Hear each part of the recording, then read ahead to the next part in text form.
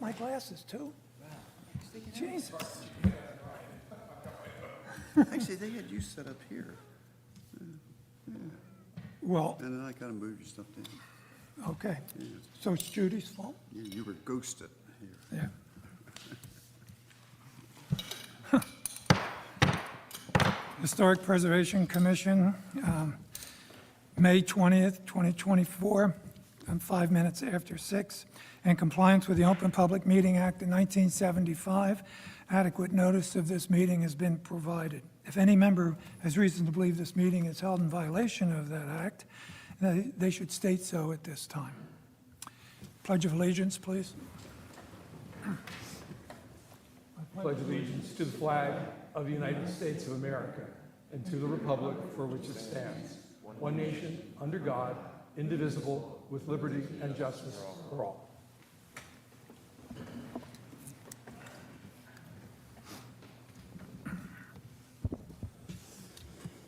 Roll call, please. Mr. Copeland, Here. Mr. Carroll, Mr. Becker, Here. Mr. Stevenson, Here. Mr. Testa, Here. Ms. Wilson Stridick, Here. Mr. Johnson. Here. Thank you. Minutes, March 18th, 2024, and April 15th, 2024. Excuse me. You've had an opportunity to review those minutes.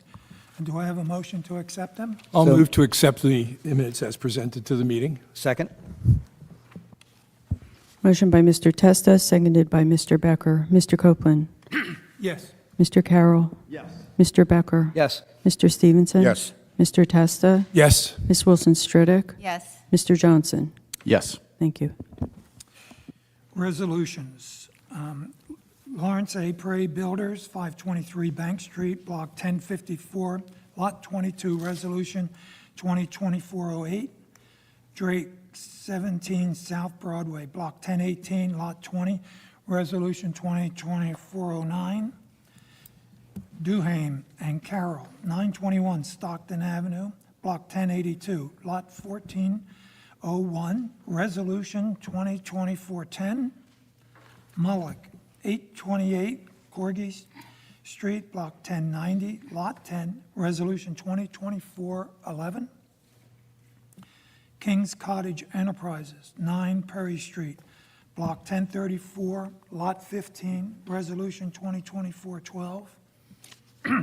Oaks, 1145 Washington Street, Block 1113, Lot 22, Resolution 2024-13. And Oaks again, 1145 Washington Street, Block 1113, Lot 22, Resolution 2024-14. Do I have a motion to accept those resolutions? I will move that motion. Do I have a second? I'll second.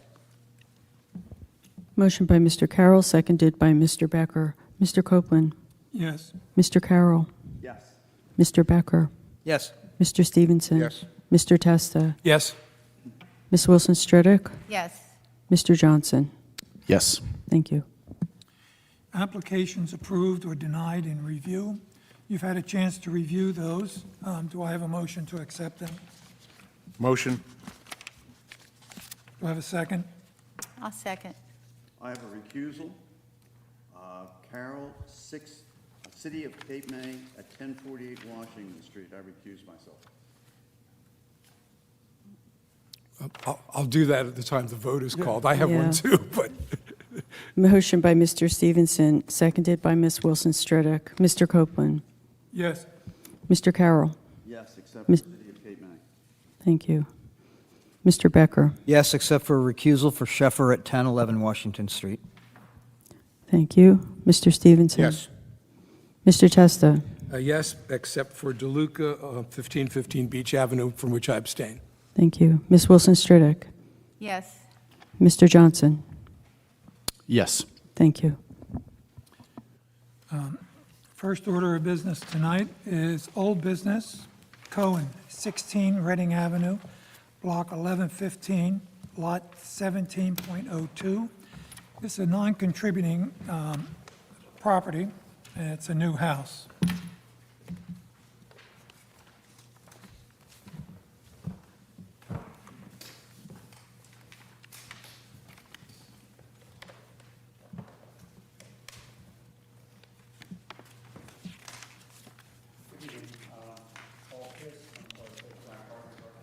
Mr. Kiss, can you turn on your microphone, please?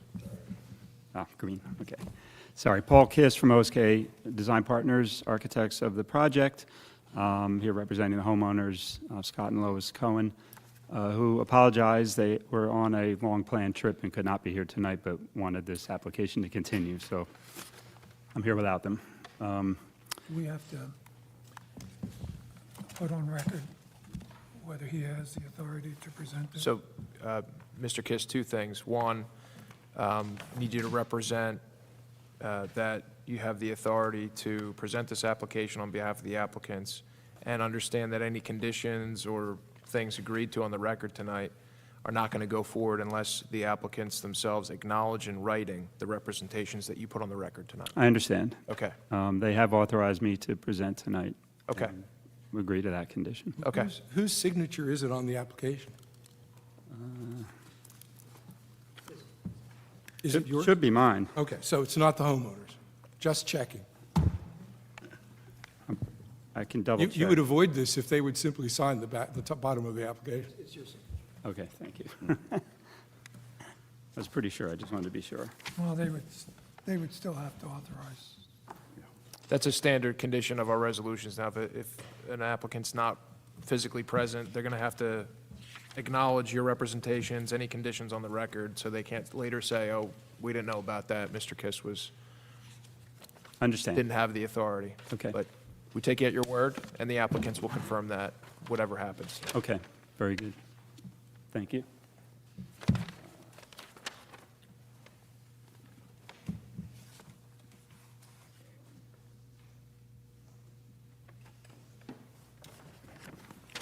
So we were here a couple months ago, presented an application, and the board reviewed and made a number of suggestions.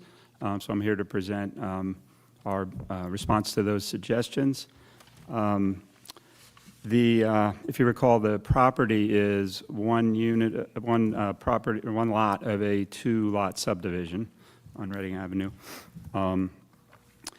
At the time of the last application, we were anticipating requesting some variances from the approved subdivision. Since then, my clients have reconsidered, and we are not going to be requesting any variances. So everything I'm presenting conforms to all the zoning code requirements.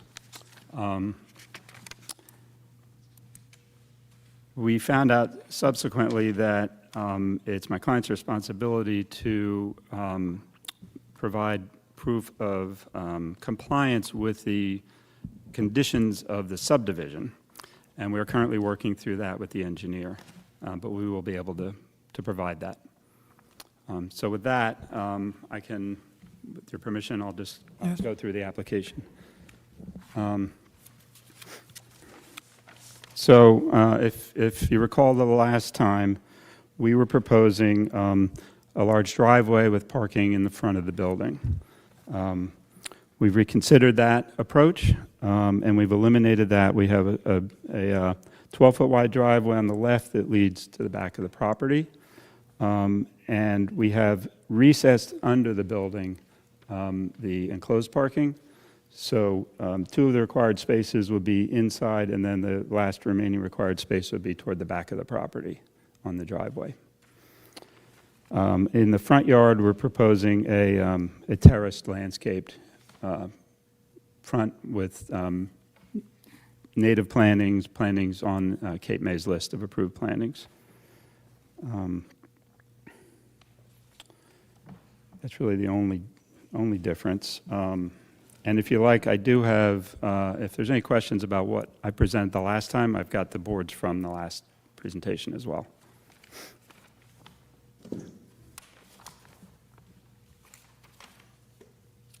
What I'm presenting now is what was submitted with the application packet.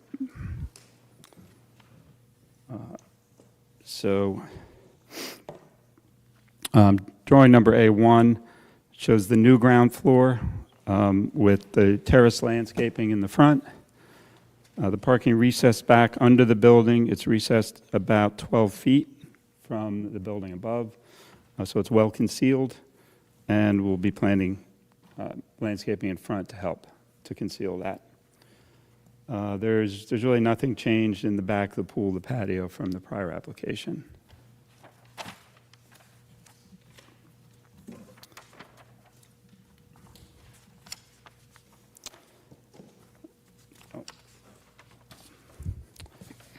Still on drawing A1, one of the suggestions from the commission was to maybe reduce some of the size of the porches that wrapped around. So we've eliminated some of the side porch. We kept enough to make a connection between the sitting area on the side and the front porch.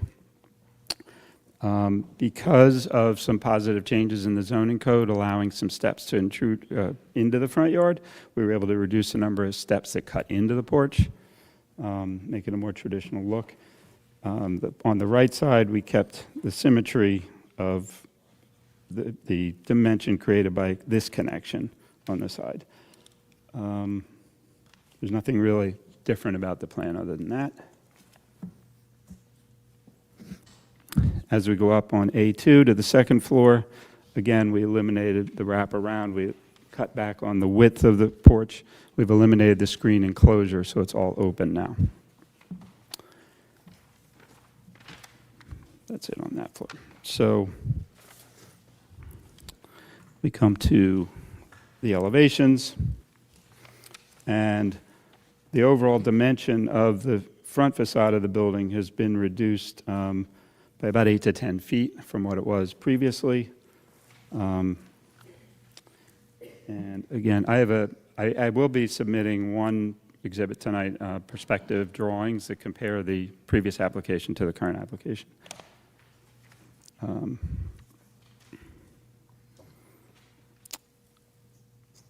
The rest of the elevations are just indicating the change from the floor plan. So the next is, so we went into the new guidelines. We had a surveyor survey the surrounding properties. So on page A6, I'm pointing to where the project site is. Beach Avenue is at the bottom. And then there are a series of surrounding properties that we had surveyed. We had the porch elevation surveyed, we had the roof peak surveyed, and we drew all those to scale to compare it to our proposed property. So if we start, number one is the house directly across the street from us at 15 Reading. It has a porch at elevation 15.09 compared to our proposed porch of 14.9. It has a roof peak of 48.33. Our roof peak is 47.27. Oh, and I should point out, we lowered the height of the building 2.5 feet. It was at the maximum height, and we've lowered the height 2.5 feet. And then we go around the neighborhood. This graphically shows to scale how we compare. Unfortunately, the surveyor did not give us the information on that, so I just included a photograph of that one, which is kind of across the street. I can go through all the numbers if you'd like, or I can move on. Yeah, move on. The next page is a recreation of the previous page, but with photographs of the houses, so you can see what they look like as compared to our proposal. And again, they're as to scale as we can make them, estimating on photographs. The previous drawing has actual surveyed information.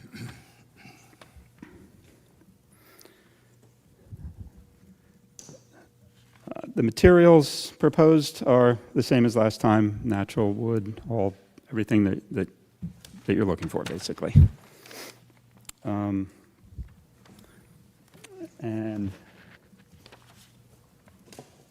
finally, and this is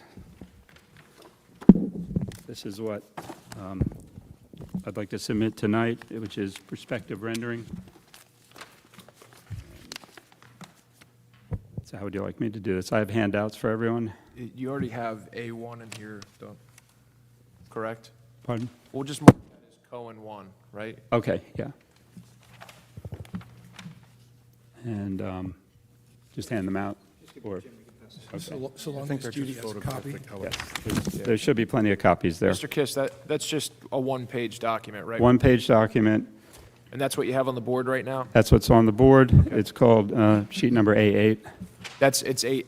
A8 is the number of the drawing, yeah. Okay. In the set.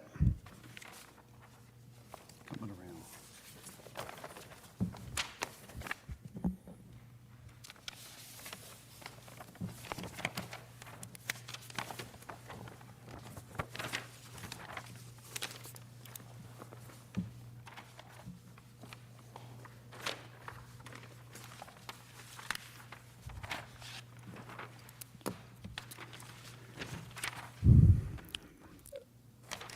So the drawing on the left is what was presented last time. Shows four-story building, it shows the parking in the front, the large driveway, and the steps recessed into the porch. Unfortunately, the renderer made them slightly different scale, so this one, the one to the right of the new proposal looks a little bigger, but it's really smaller. You don't want to make it look bigger. I know. You can only do so much. But it does show the terraced front yard and landscaping, the open second-floor porch as opposed to the enclosed screened-in porch, the reduced scale and size left to right of the porches, and the disappearance of the garages.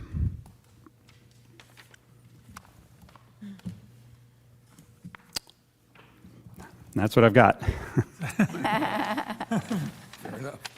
Normally, as you know, we go around the room, but in this instance, we've heard this application before, and we've heard the responses to our observations at that meeting. So at this point, I would ask, are there any members of the commission that have questions or comments about this application? One or two comments. This is a significant improvement from my perspective. You addressed, I think, all of our concerns, and it's an extraordinarily well choreographed presentation. You've given us everything I think we need. Interestingly, we are proposing to City Council an ordinance for prohibiting parking beneath buildings, including new construction. However, the way you've handled it in this case, in my opinion, is extraordinarily well. Can't see the garage doors from the street. The way you've, in essence, made the front facade not feel as if it's up on stilts because of the terrace gardening, I think it's a really well-done job. Thank you. Thank you. Other comments? I do have questions on the materials list. By and large, I thought the materials were complete and easy to see how they comply with fitting in with materials for new construction. On the roof, though, you've listed cedar, asphalt, and slate as alternatives. Want to tell us what you're doing? Well, if my clients were to decide, I could tell you. It somewhat has to do with the overall cost of the project, which is when they would go to an architectural asphalt. I think their preference would be cedar. I doubt that we would see slate. But I just wanted to be open that they're thinking about all of those. I just pointed out that normally when we have a materials sheet and you specify what you're going to do, that forms the basis for the approval. So we might Okay. have to condition it or put it in the alternative. So you're saying it's either going to be asphalt or cedar? Likely asphalt or cedar. I'd prefer it to be cedar. I'd So be would happy we. to submit the So final would we. selection, back again for approval. Okay, another question regarding the materials. On A4, there are a lot of panels that go along the sidewalls there. I don't see anything on the materials list. Are they going to be doors? Are they lattice panels?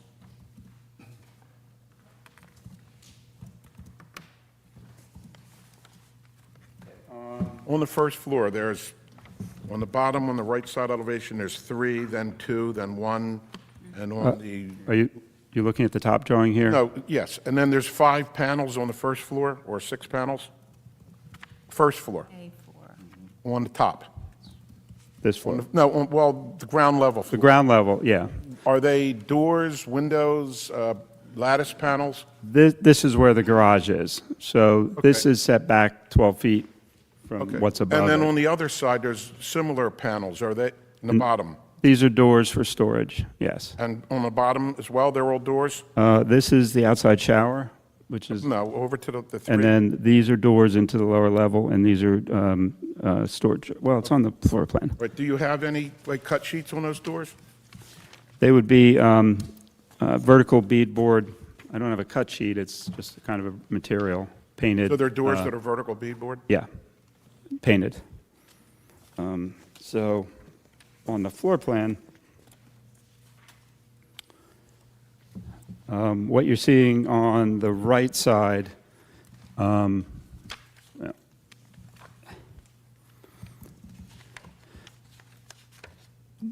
these are windows, which are bringing light into the garage. Then you have doors for bikes and trash can storage towards the front of the house. And these are all the vertical beadboard painted doors. So That's the shower that projects out from the house. And then these are doors for beach carts and beach chairs. So on your materials cut sheets that you supply, you show all your windows to be Anderson 400 series. So that's still accurate, right? Yes. And you show doors of three types. The grill pattern on the, looks like front, to match elevation front door, looks like a slider, and the carriage-style garage doors. But you do identify them as thick mahogany by signature door, and then Anderson 400 gliding, and garage door, carriage-style door by artisan doors to match the front elevation. Are there doors that you were just talking about that aren't in that list? Your materials section on doors. Whereas Jake just found another set of doors that we. Well, I mean, that I are was not looking listed. at the photos of all the materials being used, and I didn't see any Yeah, I mean, doors. he's got that. I don't know whether he's got more doors. No. So the front door would be a I don't think mahogany I got- door, as it shows. The sliding doors are the Anderson Yeah. A-Series sliding doors. They're actually A-Series, not 400, but they look the same. Unfortunately, the garage doors are left over from the last application. They're going to be the vertical white beadboard that just look like every other of the doors. Because they're sort of custom site-built doors, I didn't include them in the material list. Again, I can resubmit anything you'd like to see in more detail of. Happy to do that. I'm not sure I just completely understood. So the carriage-style doors you show here by artisan doors are not going to be used? Not going to be used. Okay. I would just say if we're going to approve it, we just ought to make sure the cut sheets are supplied for the right doors, right? I'm happy to do that. And one last comment, and I echo I echo John's comments that this looks like there was a substantial revision, and it went in the direction of the comments that you received on this. I will say, though, that when you did your comparison of the structures, not the photographs, but the graphic comparison, you did leave out the roof sections that are behind the original front roof, so that it actually is a little bit bigger when seen against the other buildings. I'm not saying it's out of proportion, because I think it is well proportioned for other structures in the neighborhood, but I saw this as a little bit smaller on paper than it really was, like this, for example.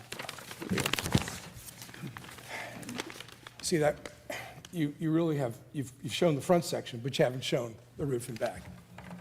Well, you know what, on the bigger print, it shows in the Yeah, but background. notice how everybody else is gray, and that's almost impossible to read. I don't change my comment. I think it's still within the proportions of the neighborhood. I think I was just trying to highlight that the part that's furthest I forward. just was testing my eyes to make sure I really could see properly. Unfortunately, it doesn't always come through on the small prints. Lorraine, you have a comment? I do. Just taking a look at the ground floor plan and looking at the columns, the turning radius, just kind of to take a look at where you're going into that garage area. Is that cantilevered out from there, So there's no column that's in the way of that turning radius? Because that's a pretty hefty cantilever. If you're looking at the ground floor plan, I know some of you are looking at it now, there's two columns that are kind of in front of that turning radius going into the garage.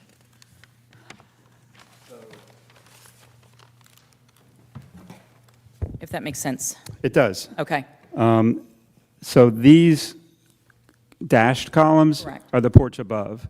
right. The porch would be cantilevered out, so there's no obstructions There's here. no obstruction there, so you're Correct. cantilevering everything out that Yes.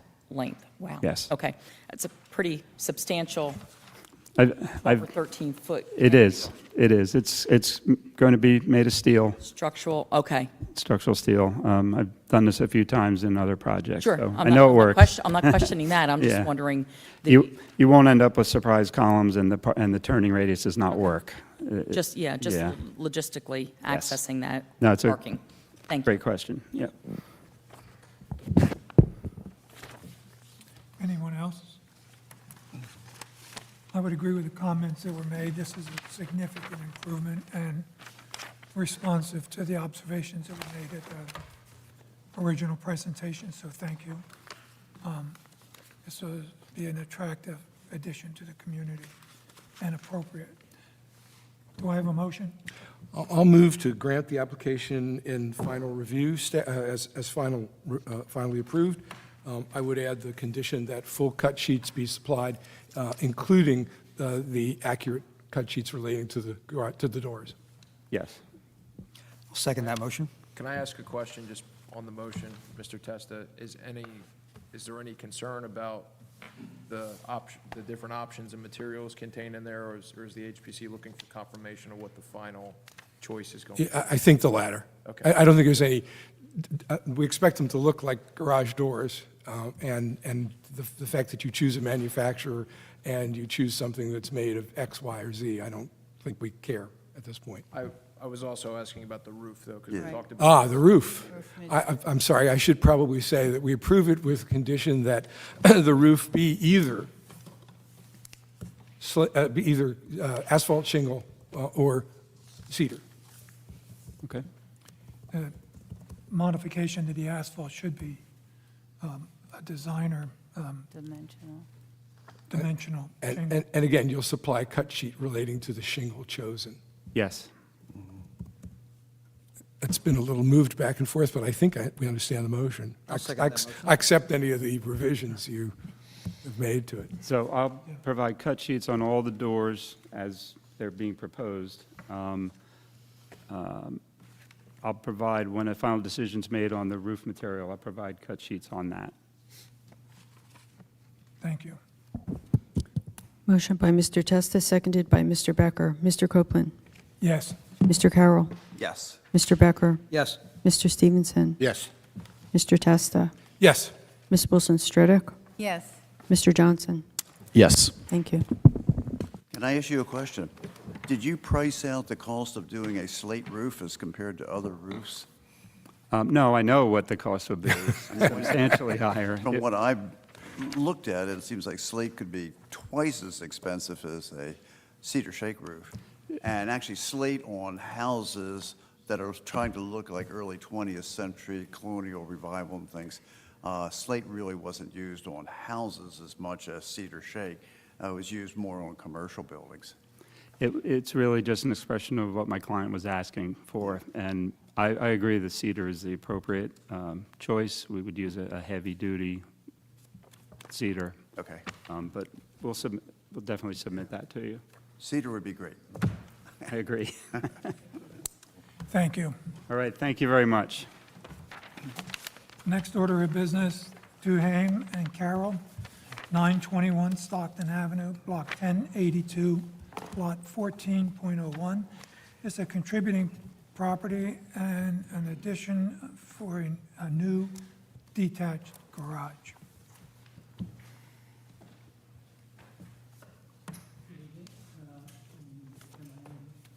Turn your mic on. Wait, turn your mic Turn it on, on, there we go. and we need your name and Name is Doug Gooseman with the Highland Group, and I'm representing the owner of Duhane Carroll. I was here last month, and do you need to ask me if I have the rights to defend? yes.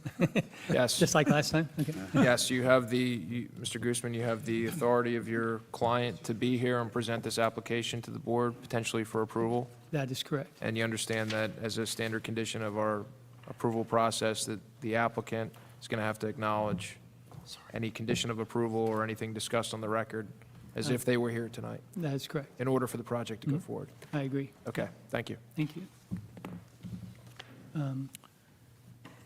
So last time I was here, essentially, the garage aesthetics and materials were all designed and, approved in concept with the request of providing the diagonal bracing garage doors aesthetic, where we had single panel or stack panel garage doors.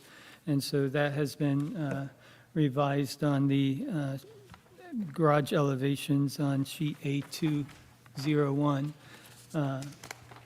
Of note, the previous application I gave you was exhibits, where this is a set of construction drawings. And so this is a full set of construction drawings for the garage. Per your request, last time I was here, you asked for more clarity on the steps expansions off and landings off the existing house. I'm sorry, sir, are you presenting the demolition request or the? I am not. You're not? Demolition was approved today. Okay, thank you. We did demolition at the last meeting. Yep. The board wanted to hear comment about the new proposal. That's correct. And we reviewed the design of the garage last time I was here, and there was a request based upon the plot plan that I had, where it identified steps and landing being expanded on the principal structure to provide more clarity on that. So there has been a drawing A401, which illustrates in both floor plan and building elevations the rear steps and landing of the house that comes off of a laundry room down to the proposed new rear patio. And the proposed materials and railings are of similar to the existing house with turned wood railings and balusters. And then we have provided some 50% pine lattice work, picture framed, hiding or concealing the underside of the landing. On sheet A401. Yes. Stair landing detail 5, Yes, would you just confirm that those spindles or balusters are the same at all around, including the things you show on 2 and 3? Because up above, they really look like they're turned, and on A5, they look like they're flat spindles. you are accurate in your assessment. A5 is essentially a set of construction drawing, typical details from our library, where the prescriptive description is identified on the building elevations and floor plans. Okay, so we're talking spindles, Yes. all around? Yep. Okay. And just to They be are sure, in turned the same vein on A401, those what you're calling Victorian spindles are in fact wood, right? They're not vinyl. That is correct. They are not composite or plastic or vinyl. I'm sorry, you were continuing. I Okay. just wanted to have clarification on A401. So essentially, in floor plan, you can see that the extent of the expansion of the existing porch is going one bay of the bay window, where you can see there's a dotted dash line on drawing 1. Again, I'm still on 401, which identifies where it was previously, right at the corner. And then what we're going out is approximately 2 foot 6 inches, if I'm reading correctly, out to be essentially flush with the face of the bay window. The previous set of steps was an L configuration, where this configuration is a straight run.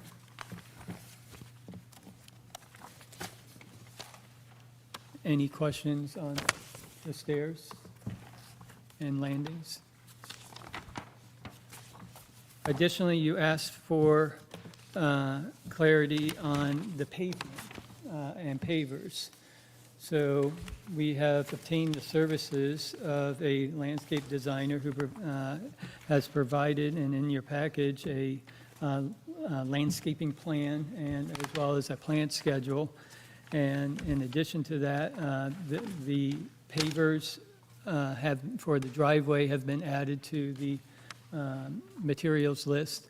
The pavers, just to point out, we have reduced the amount of hardscaping of the driveway to where we have drive strips now, implementing more green space. The paving walking stones and the rear patio are identified, and a cut sheet provided for a blue stone paver. And then also on our details of the construction drawings, identify that is to be installed on top of a sand bed and crushed stone, compacted crushed stone subsurface.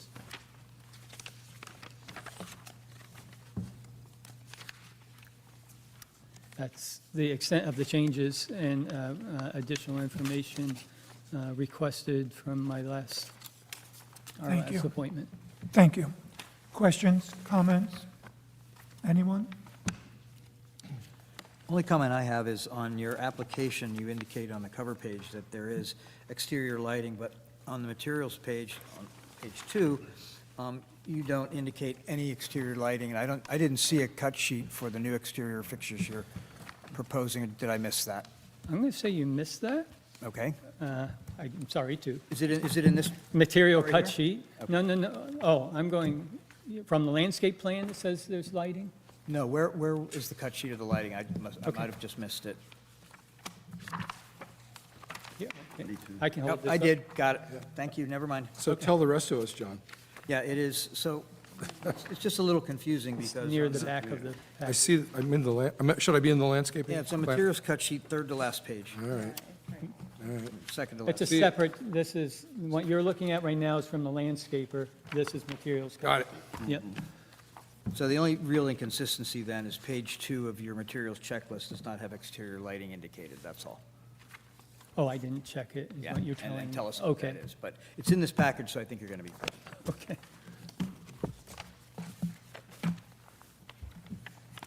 Any other questions or comments for the I applicant? have a comment. I think this is one of Cape May's nicest garages. I wish the owners well with it. Looks to me like you could have a party upstairs on the second floor. I see your electrical arrangement has plenty of power, so I don't know what you're going to do up there, but it is certainly a really nice-looking garage. Thank you. Especially since it fronts on the street behind it, too. I don't know many Right. garages that have porches with balconies that look over things, but But we confirmed at the last meeting that that second floor of the garage, it's not going to be insulated or finished in any form. That is correct. No plumbing, no heating, no cooling.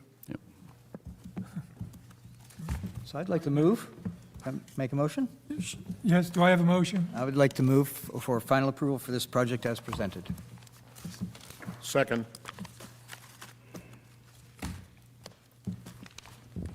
Motion by Mr. Becker, seconded by Mr. Stevenson.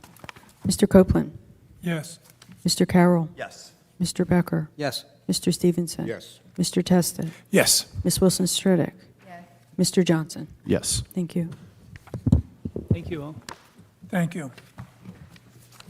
Next order of business, 1006 Washington Street, Block 1110, Lot 2. It's a contributing property, and they're amending the resolution to remove the shutters. Evening, Mr. Chairman, members of the commission. Richard Hoff, here on behalf of myself, so I have the authority to speak for myself tonight. So, first, I appreciate the board giving us the time. I recognize that this request was denied by the, I'll call it the subcommittee, but the review panel. So I do appreciate you considering the materials that were submitted. I just want to give just a little bit of supplement to what you've already reviewed as part of this submission. When my wife and I decided to purchase this property, we had, obviously, we saw the house as it was, and we saw the approved plans. And the thing that's most appealing to us about it was the simplicity of the house. There are lots of wonderful, ornate architectural wonders in this city. This house is frankly not one of them. It is simple. It's, relatively boring, and that's actually what attracted us to the house and to the plans. We were never crazy about the shutters to begin with. It's just from a personal perspective, not something we have on our home in Anfield, and it's just, but they were on the approved plan, so as a land use attorney, I tend to take the path of least resistance. I'll do what's approved, and I'm not going to cause myself any difficulty. But we came to learn during construction, and you see it, well, you probably knew it. We didn't. If you see the approved plans, and we provided those in the larger 11 by 17s, and you look at the front elevations, the drawing has the appearance that the shutters along the front facade will appear proportionate, and there'll be spacing in between those shutters. But that's not actually, when you go out there and do the measurements, what can be done. So the porch posts that you see in that front elevation on the plans, we thought they blocked what were going to be separation amongst the shutters. They will not. The shutters on the front elevation will need to abut in order to almost get to a half width on the windows on the front. I don't know how it got that way. I think at some point maybe the porch was added. We actually have structural supports on the front of the house that attach to the porch that pinch us on both sides of the front elevation, such that we're now going to have a situation where you have shutter, window, all shutters, and then all shutters to the porch. And when we finally realized that, it really, from our perspective, just took away from what we liked about it, which was the simplicity of it. Again, weren't crazy about the shutters, but if we had some spacing and it appeared, functional, then it made sense. But now we got further looking into it, we're going to have a front full of shutters along the front of what we had hoped to be a relatively modest presentation. And that's just something from our perspective we didn't want to have. We've made significant and are continuing to make significant investments in the property. So I think we're doing right by the plans, and in other respects, all the materials from the approved drawings are going in. As you can drive by, you can see construction's ongoing. But this is something that we felt passionate about, which is why I'm here tonight. And we got deeper into it, and there's 23 pairs of shutters on this house. And it's just, from our perspective, certainly very busy on the front. Having shutters along the rear of a property is not something I see very often. We think that's unnecessary. But again, from our perspective, it was always about the front of this house. It's about walking down Washington and seeing the front, the sides. You could take or leave. Nobody's going to see those shutters anyway. And we thought, well, if it's not going to work on the front, why are we doing it on the sides and rear? There are examples along Washington. We could both play this game. There are examples of shutters on similar houses. There are examples of similar houses without shutters. So we cited a couple of addresses in our submission where there are no shutters that we think are a very attractive home. We intend to follow that model. The existing framing around the windows will be repaired as necessary, and we think we'll provide a nice framing for the new windows that have been installed. And really, it's no more than that. We think that we'd rather have a cleaner look that we don't think the shutters are lending to. We do recognize they were approved as part of the drawings, but as I've indicated, we're here tonight to seek revision to that because during the course of construction, at least from our perspective, we realized it wasn't going to be as we thought it would in terms of its uniformity, and it certainly will not be operable in the sense that, listen, I know no one goes out and shuts the shutters anymore, but you want to have the appearance. I grew up in the suburbs. The worst thing for me aesthetically is to see a 12-inch shutter on each side of a 40-inch window. It's from our perspective just somewhat pointless. That's recognized in the city standards. you don't want that. You want it to look as if the shutters actually do something. Here, we're not going to be able to achieve that, and the closer we get, the worse it gets, because we lose the separation we were trying and thought we had achieved with these drawings. So really, that's our pitch for this board's, or a request to this board to remove the shutters, to amend the approval to allow for the windows to stand without them. And I'm happy to answer any questions. This is a contributing property, and it talks about shutters being evidenced on the original. Mr. Chairman, no question about that. You can go out there and you can look and you can see that there's little interior hinges as to where there were hinges for some form of shutter, no doubt. Obviously, don't know when that was done. And as I indicated, I don't know when this porch was done along the front. But that porch and the light, that's also part of the application. There was no light we saw on the approval. So for safety purposes, we'd like to have a light on the porch. And we're at 10 inches clearance from the light to the first window. The number of shutters that conflict with your ability to put them on are two windows? I'm sorry, can you? The conflict with the shutters that don't fit relate to two windows? Correct, the two front windows. And you're asking to remove all shutters? That's correct. On the front windows, have you considered having a hinged shutter, a split shutter that would unfold and cover? Yeah, we've looked at that. Again, aesthetic-wise, you're going to have two 7-inch stacked shutters on this house. It's not something frankly, if we had to go in that direction, we'd probably just stick with this and have the wall of shutters that we don't want to do, because just aesthetic. But bifold shutters would allow you to put a shutter on the side of one window, and when you looked at the facade, you'd have the impression of a window and a shutter, a window and a shutter, and there would be space. I mean, you can design bifolds to do that. I recognize Yeah. that, and you'd have a 7-inch bifold shutter. Is the window 14 inches? Yes. Yeah. It's 29, so you've got 14 and a half on each side. So you'd have a 7-inch bifold shutter. And that's just not a look that we would want to do if we would just default to having an inch of separation. Sorry, I'm not really following the math. You would have a bifold shutter, which was the width of a normal shutter. They would just be folded up. Oh, It's called a apologize. bifold. I thought right? you meant You've got a bifold hinge on- pintle and on one side and hinges. They bifold, they show you the surface, and then you close them. They actually can close over the window. I don't doubt that you can do that, but we will never close the shutters. So we'll have, Wait till the next I think the hurricane. problem here is this is a contributing property. This commission has approved a substantial addition to a contributing property. We approved a large porch on the side.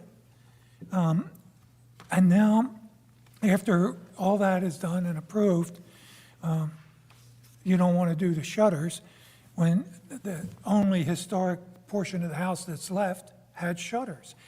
So it's a contributing property.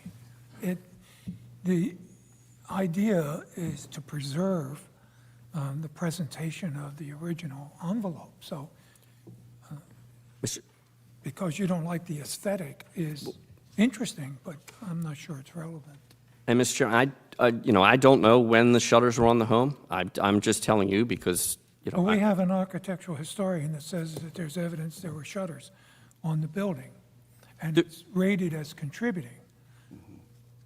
I'm not going to dispute that. I've conceded there's hinges that you. If you put a large addition on, and then you put a large porch on, and then you take the ornamentation off, pretty soon you no longer have a contributing property. I mean, I don't necessarily agree with that interpretation. I mean, we're maintaining as much of the original siding as possible.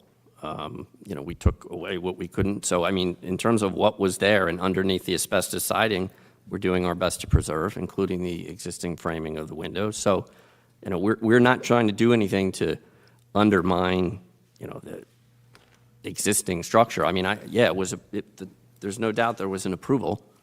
Again, I'm not disputing that either. It's not, that approval is, the size of the house as proposed is not necessarily inconsistent with some of the neighboring properties that also had similar addition. So- See, the nature of the approval with the shutters, and, we are in this back and forth between threats and improvements and things that you make to improve and to keep it consistent with being contributory. When you add shutters, it pushes that structure in the direction of being more properly being able to be labeled as contributing. So to us, at least to me, that approval relating to the facade with the shutters was something important in order to make it stay as a contributing structure and not jeopardize that. And that's a major concern here. We do not want to let the building slip back, even though there have been improvements and even though there have been things done to make it, to keep it where it is. So I have to say, I think the shutters are material and important to the house, and I think that's one of the reasons why we wanted to see them. And I do think there are other ways to solve the problem. So I mean, I'm not really very sympathetic to let's get rid of all of them because we can't do two.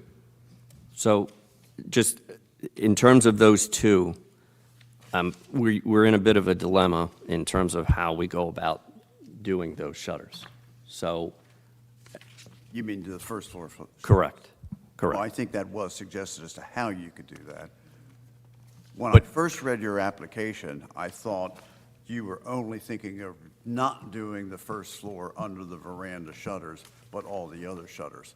But now that you're looking at all of them, when you begun your presentation, you really kind of downgraded your house as not one of those important houses in Cape May, of which we have quite a few. However, when Cape May got its National Historic Landmark status and was put on the register for the United States for all of our buildings, they said it's because you have a full city of buildings of not all mansion styles, but cottages that were properly decorated and represented life in the town at that period of time. And shutters make a big difference. If you look at some of the houses that just maybe they have their shutters down while they're painting their house, they look totally different. They look bare. It has a naked look to it. Shutters, in a little bit different color, gives something coming out a little bit from a flat side. It helps recess the windows. And the use of color with those things brings them out. So I really think most of us are not sympathetic, particularly after Warren said, we did an awful lot of things to help you make that house a little bit more livable for your life in this.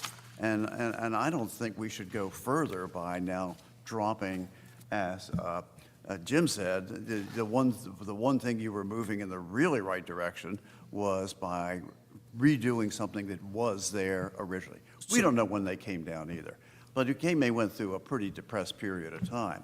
And if the painter said, I can take 10% off if I don't have to do the shutters, Cape May was in a period of time when the shutters went to the dump. But look at how many have come back on, and at no small expense, I know that. Yeah, so this isn't about expense. This is just, again, I'm not going to reiterate, but for the first floor windows, if we do them per the plan, is it okay that they'll be short of the full half width? Because they will be. You can fold them. You ought to give that a try. I mean, it's better than shutters this wide.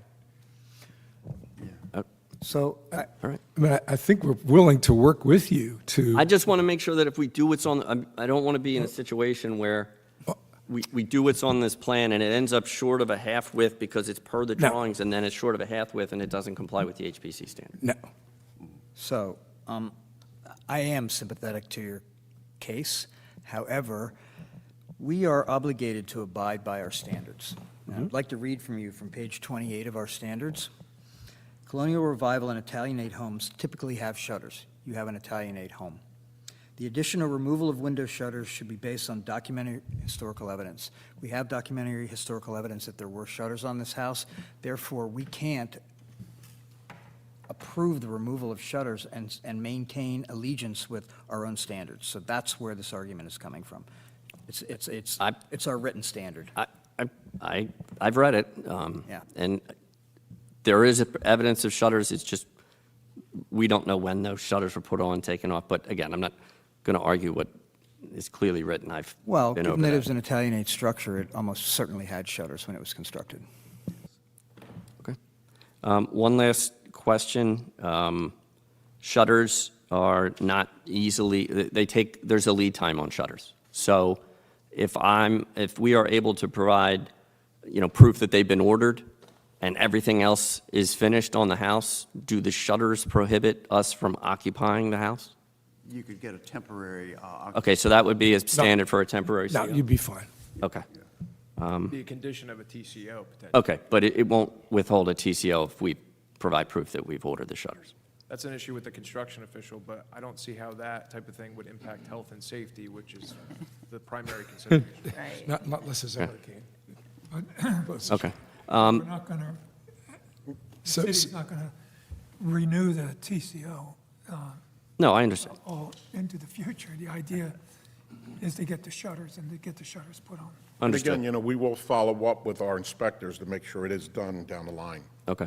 And then lastly, we requested the light fixture. It wasn't part of the original approval, so I don't know if that's something that needs to be resolved tonight, but we realized it when we were going through this, that there was no detail for that light. page is that on? It's the last sheet. The Hinckley fixture?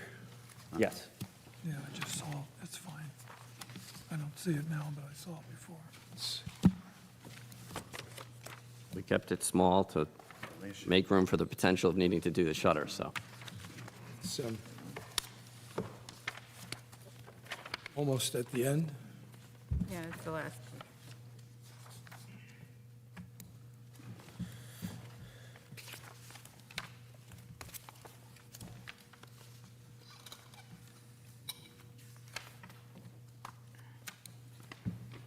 Is this what Yeah. we're talking about?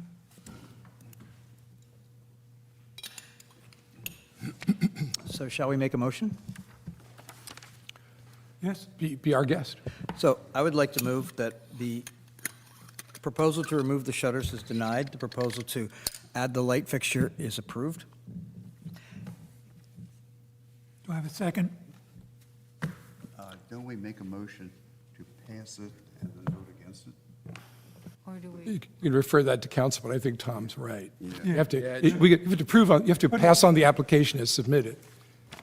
So the motion is to approve the shutter removal and the addition of the light fixture. John, also, with the bifold 7-inch shutters, is that going to be a condition, Well, or well, is that going to be left?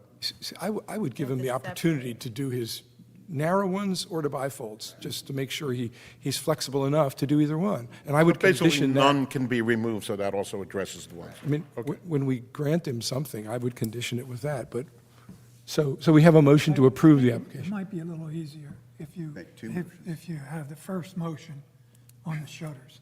And then one for the light fixture. Yeah. Yeah, okay. So move to approve the removal of the shutters. Seconded.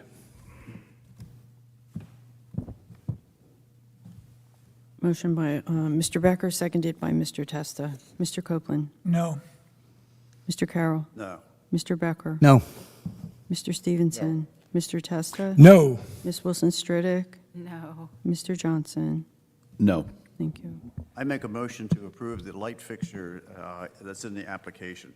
Second?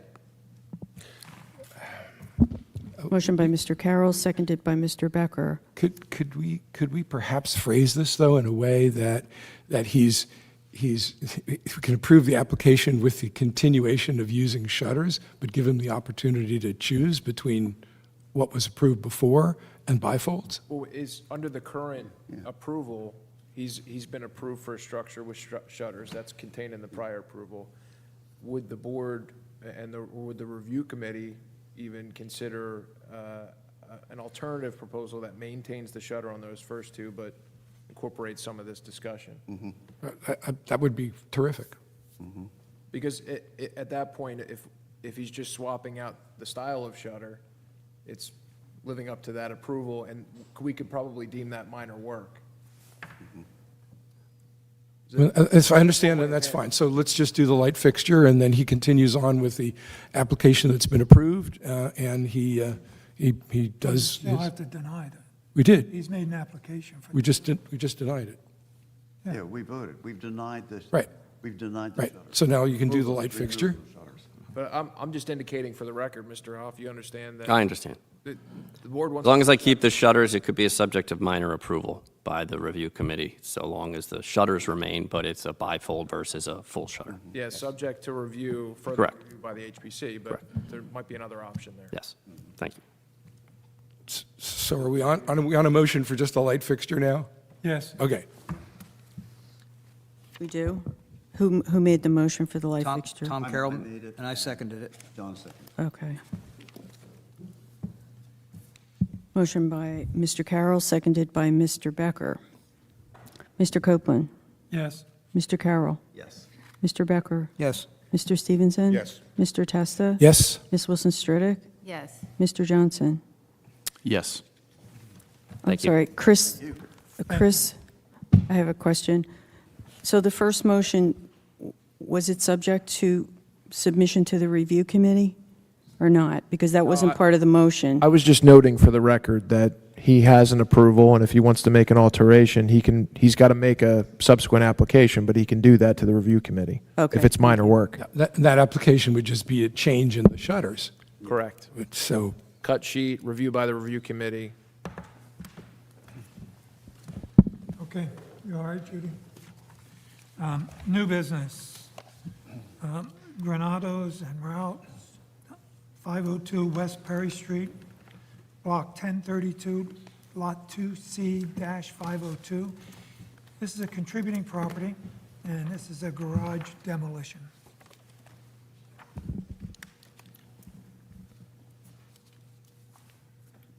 Doug Gooseman representing the owners, Grandiose Rue. Doug Gooseman from the Highland Group.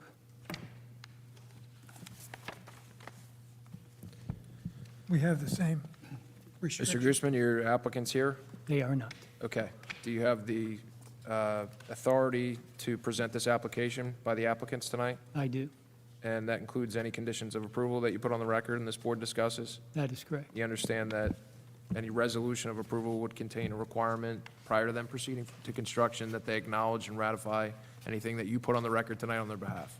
Correct. Thank you. Go ahead. Thank you.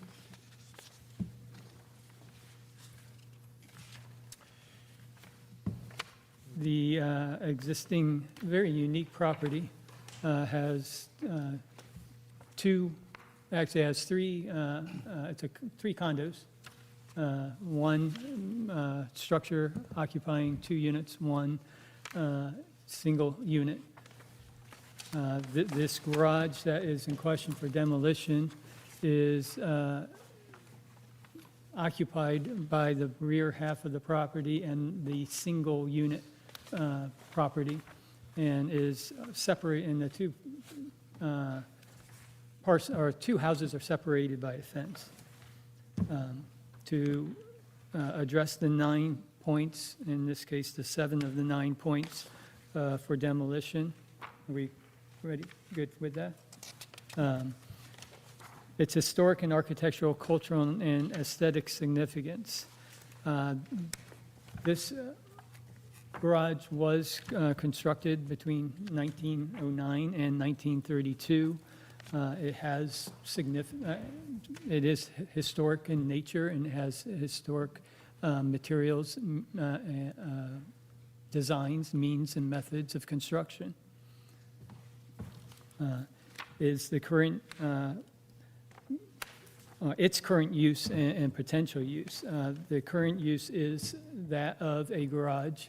It is accessed through a very narrow driveway, but a narrow driveway off the side is not used for vehicular storage, but is used as a garage for storage purposes.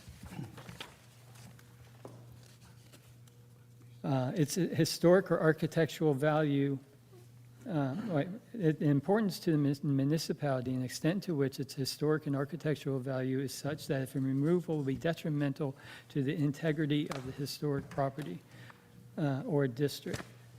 This is actually kind of an obscure garage that essentially is not really visible from the street. It has no real pedestrian access and/or visibility, so it would not necessarily have any impact on the historic or architectural value to the district and the public at large, in my opinion. It is of such uncommon design and craftsmanship that it would not be able to be reproduced.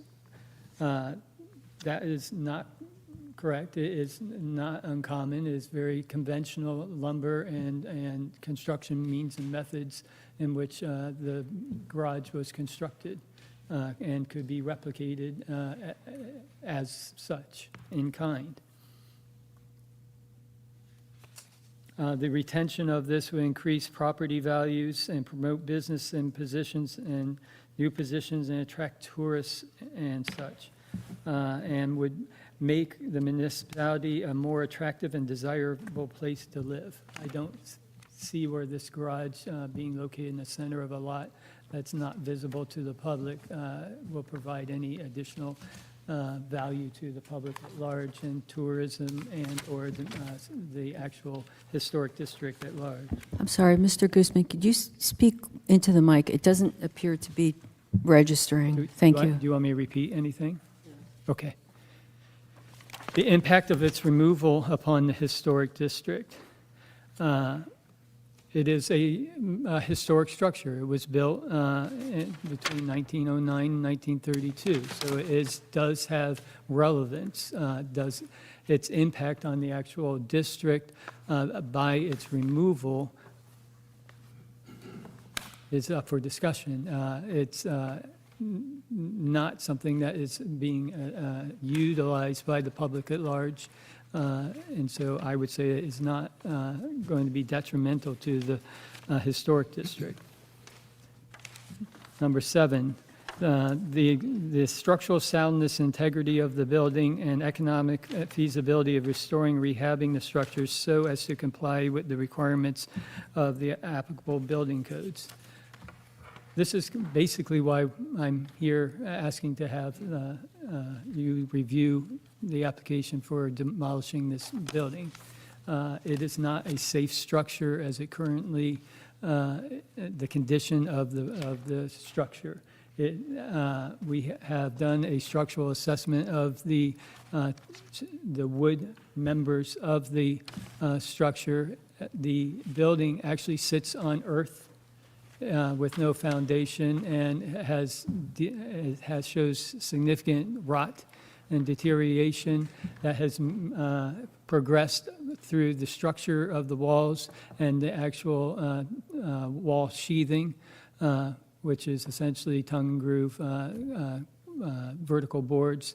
And in addition to that, it has roof rafters that have significant rot, as well as the sheathing supporting the roof above has significant rot, and which also has black mold. So because of that, it's not a safe structure as it currently is. Thank you. Do I have a motion? I believe that the applicant has sufficiently and reasonably established the criteria for demolition, so I would move that we approve the application for demolition as submitted. Second? Janice did that. Motion by Mr. Testa, seconded by Mr. Becker. Mr. Copeland? Yes. Mr. Carroll? Yes. Mr. Becker? Yes. Mr. Stevenson? Yes. Mr. Testa? Yes. Ms. Wilson Stridick? Yes. Mr. Johnson? Yes. Thank you.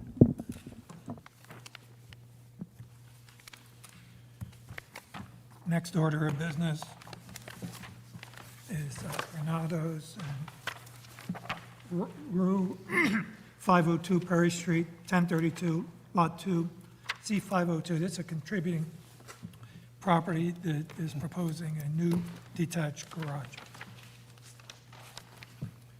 Doug Gooseman with the Highland Group representing the owners. I They, do you want It's the to? same applicant, we just went over that on the record. You Okay. have the authority to present Yes, this application. You can knock it down. Can you build it up? That's correct. Go ahead, Mr. Guzman. Thank you. There is a series of drawings, exhibits that have been provided that essentially has taken the existing garage that has essentially, has now been approved to be demolished. And we are proposing to replicate in place with the same materials the garage that is being replaced. We are proposing that the exterior sheathing be of the same vertical siding, the roof rafters being exposed and being timber framed. We have corner pine corner beads. We have solid wood Marvin windows with 2/2 or 4/4 windows, a arched top garage door, and asphalt shingles, which there's a dimensional shingles identified and shown in the materials list. Yeah, I see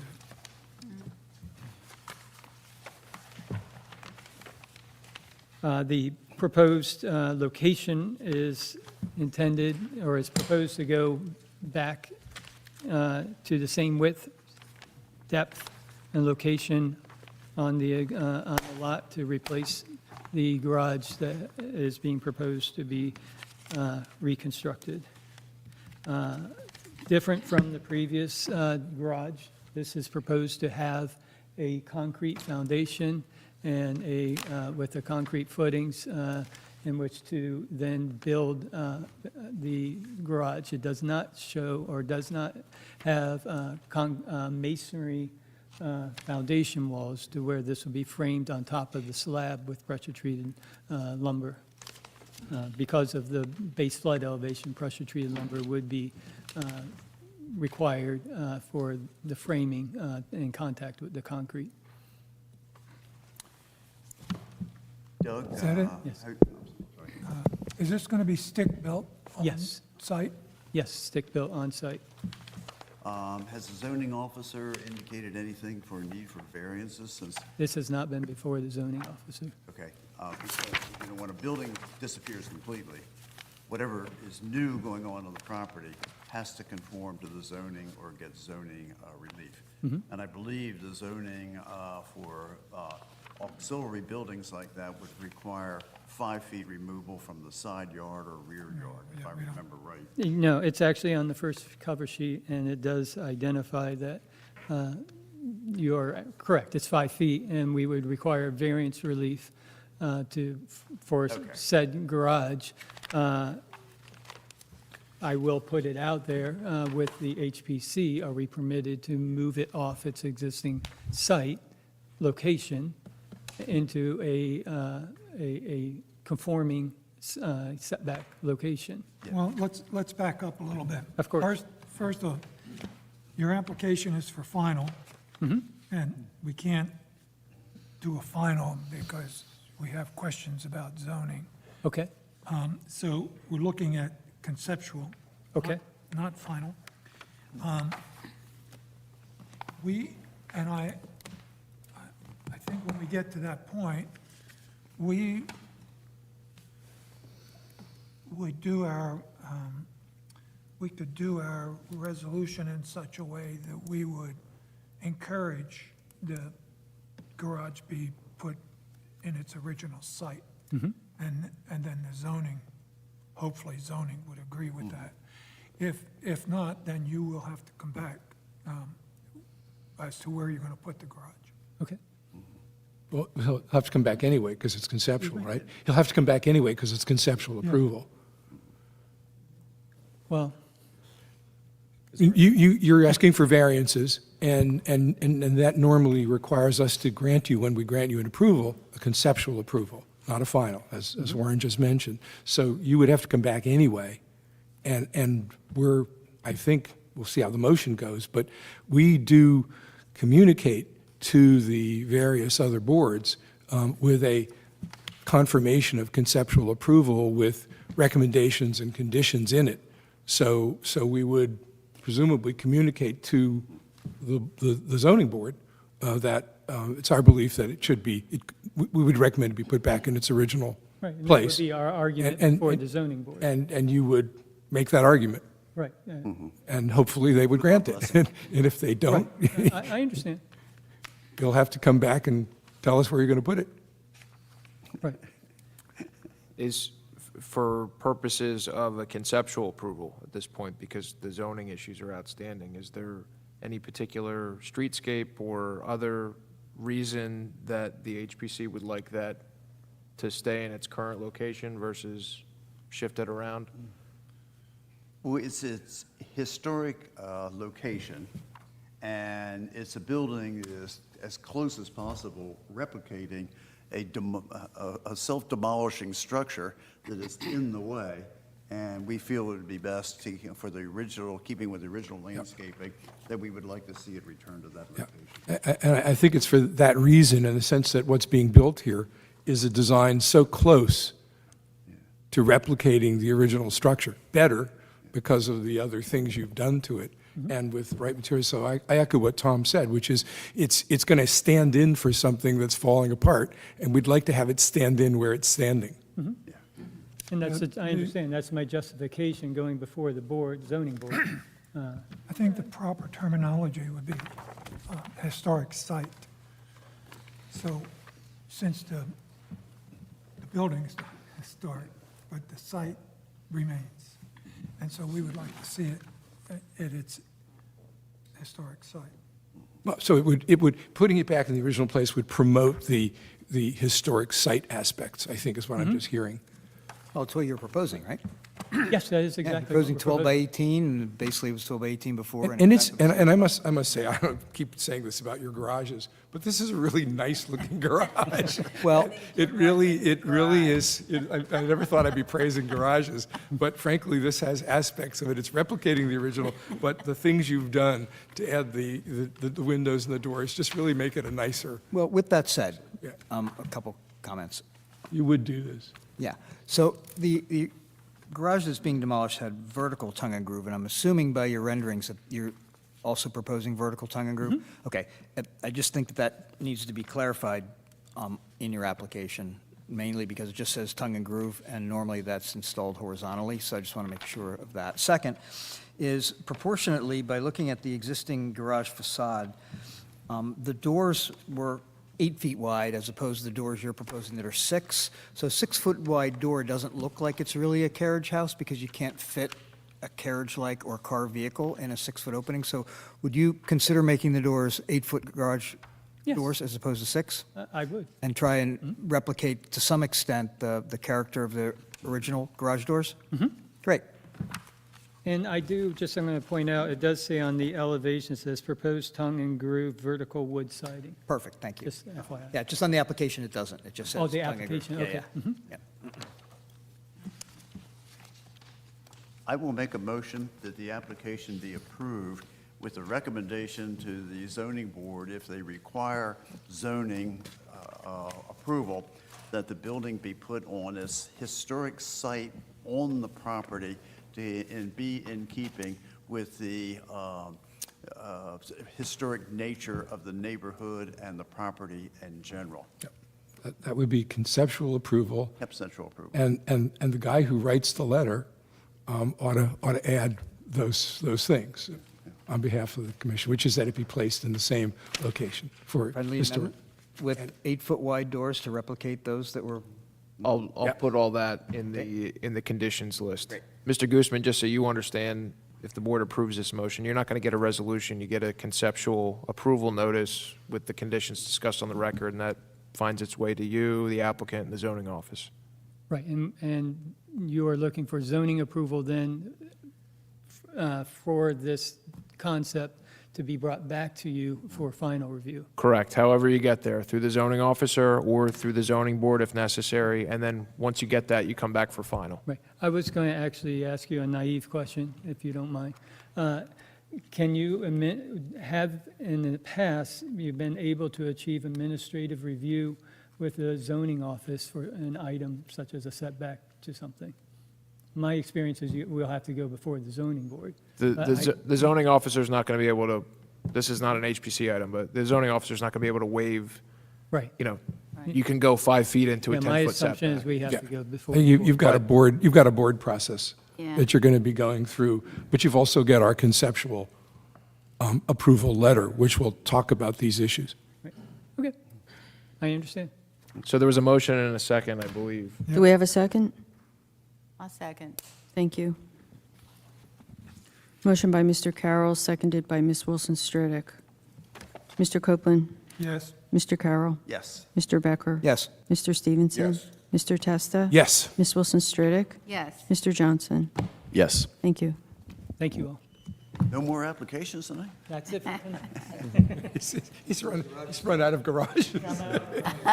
We're in the garage business. Next order of business, Mocha Family Irrevocable Trust, 12 North Street, Block 1021, Double lift. Lot 3. This is a contributing property. They want to consider a rear addition and windows. Push the, Thank you. So I'm Mantu Patel. I'm Casey Patel. Marcelo Mogavero. He's with Southwater Construction, and Casey and I are the homeowners.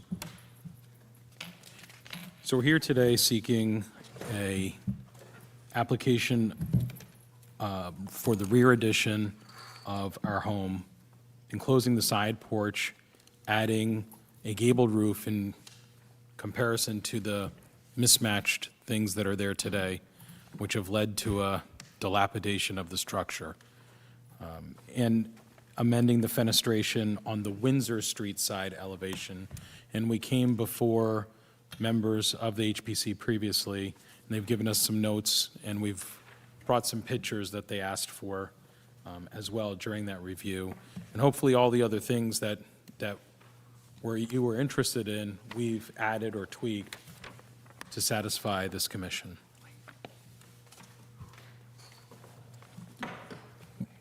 Yeah.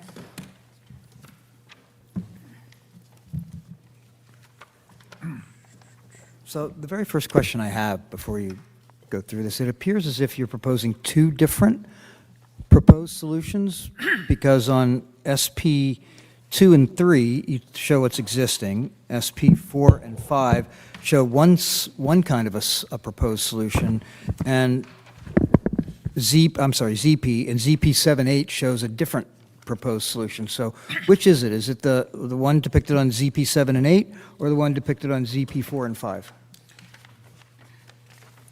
ZP 7-8.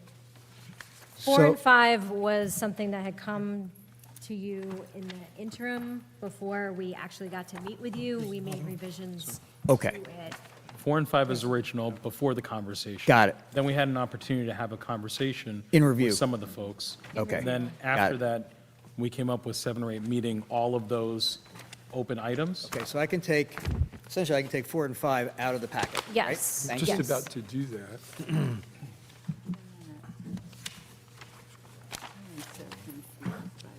You need more? Because I would be overloaded. Sorry, John, can you just cite which pages those were? ZP 4 and 5. So it's 7 and 8.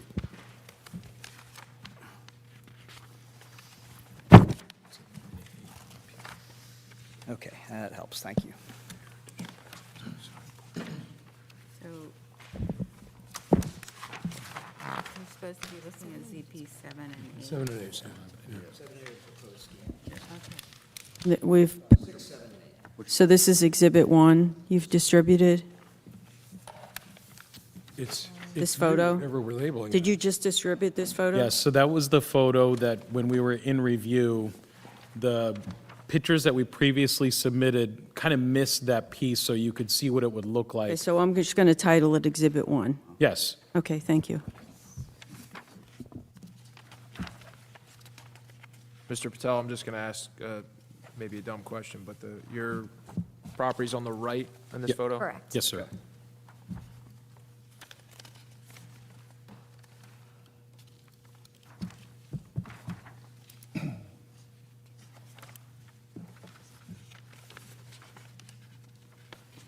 So the bulk of the changes here, just so I'm on the same page with everyone, it looks like we're adding a new porch right off the kitchen, right?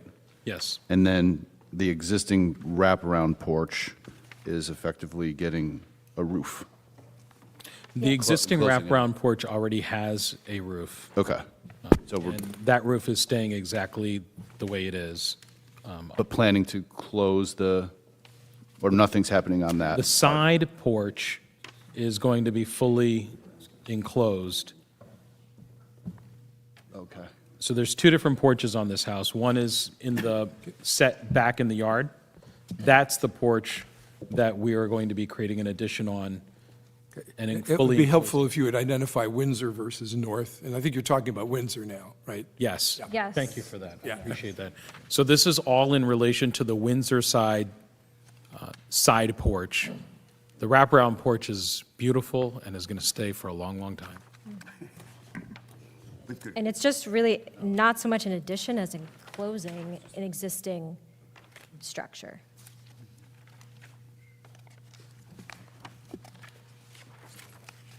Yeah, it's staying in the same footprint.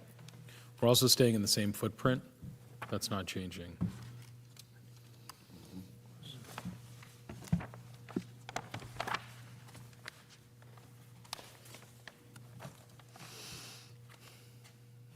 So essentially, all the substantial portion of the changes are the comparison between ZP 5-1 and ZP 8-1, the Windsor Street front elevation, correct? Yes, that is correct. Flip back and forth between those two, you can see. I what- think it's best visualized if you look at the photos of existing and where the structure on the right, and then compare that to the proposed elevation. You can really see in real time, real life, how bad it looks compared to the elevations that the architect has drawn of existing, and how much the disparity it's going to be, how much of a change it's going to be from what's there now until what's proposed. Quick question for you. The garage that's hidden back here, is that the garage that's depicted on? That's staying? Okay. Okay, so the garage is actually hidden behind the vehicle that's there? Okay. It's going to be replaced to be Really proposed other than aesthetic. Okay. I didn't know, yeah, you were removing. Thank you. whether it's coming. They said original footprint.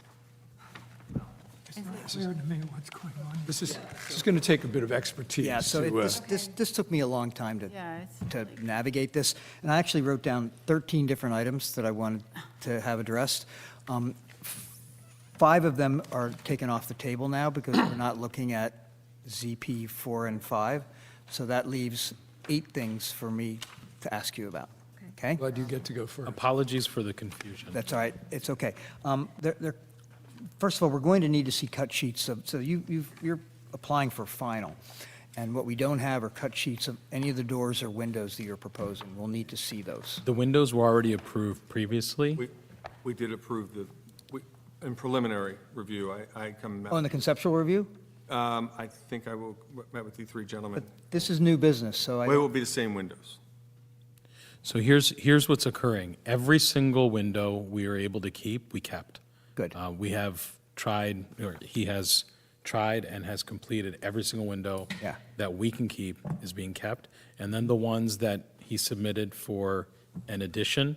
Yes. For the change. Yeah. The Colbys, that was spec'd and what was approved previously. Approved by whom? By this you, board. probably, on conceptual review. A couple months ago. Now, when we say approved, we're talking the style, not for the addition. I don't want to confuse the addition or the renovation part that we haven't started. We're looking for approval compared to the windows that we were replacing, that we had to replace, that you folks had already approved, the Colby. Was that an informal meeting? Correct. So, but that- On a that- Yeah, it Tuesday doesn't work. morning? Yes. Did you put an application in front of that committee to make any notes on, or? No, so. Yeah, John's point is well In taken. review, what happens in review is you guys make a proposal, and you're checking in informally with us to see if if we believe that it is in compliance with our standards. And we give you an indication, yes, we think it is, but it still needs to be part of your application. Understood. So and the reason why, just so you guys understand, is we have a field officer who goes out into the field to ensure that what's being constructed matches what was approved by this board. Therefore, we need to have physical documentation of those Understood. cut sheets so that our field officer can look at those and say, oh, that's what's there. Fair enough. Right?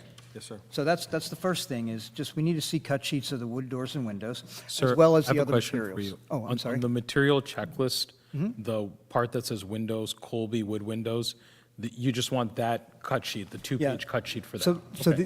there's two issues really with the windows. One is that since this is a contributing structure, the windows need to be full wood windows that are not clad on the exterior. And that's usually where a stumbling block happens, is folks don't understand that. Yep. Just means painted, primed. The cut sheet will depict read, We'll depict that. Same thing with the Priming. divided lights. They need to be simulated divided lights as opposed to snap-in grills. And I believe that's what we're proposing. I do too, just we need to have that documentation. Understood. Okay? And that goes also with the rest of the materials as well, okay, like the roof shingles and the siding and all that, all right? So what I don't understand is in the elevations, and particularly elevation number 4 on ZP8, I don't believe you can actually build it this way.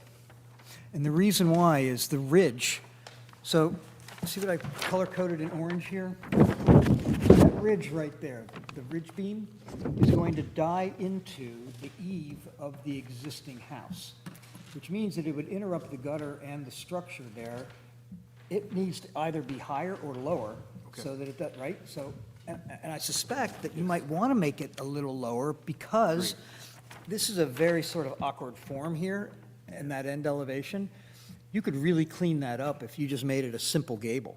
And I understand why you're doing it this way, but on the other hand, I think you're the builder. I would love to sit down and have a beverage and discuss this, but it would appear to me that it'd be much easier for you if it were just a simple truss the whole width of that L-shaped addition. Yep, understood. Does that make sense to you? Yeah, and What about you yes. guys? Yeah. Okay. Yeah, it won't disrupt here, it goes probably. I gotta see what the pitch of that is, and we can adjust it. As long as there's enough pitch there. So I think what would really help, all of us, when I looked at this, this took me a long time today to try and figure out exactly what was going on. A roof plan would be incredibly helpful. Okay. That way we could see exactly where the ridges are and where the valleys are, right? And in this case, if you do what I just said, it looks like the addition piece off the back of the main house would basically be one simple gabled rectangle, as opposed to being essentially right now 2 or 3 pieces. Does that make sense to you guys? Yeah, can I come see, can I approach Sure. and see what you're talking about? Yeah.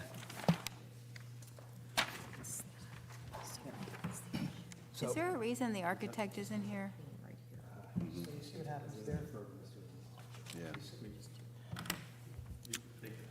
Well, let John work with them, and then you can answer. This right here, the way that intersects this eve, that's never going to work, because that eve framing and that ridge beam framing. We want to just below. I'm thinking just below it, and make this all one gable, right? As opposed to this funky, this is going to be a really. Yeah, it's going to be really, it's going to be an almost impossible thing, right? Yeah, the pitch will definitely be. Yeah. Totally simple. This is really very enlightening, but may I just ask, this is an application that is, first of all, it's unsigned in front of me. I'm suggesting that we table this.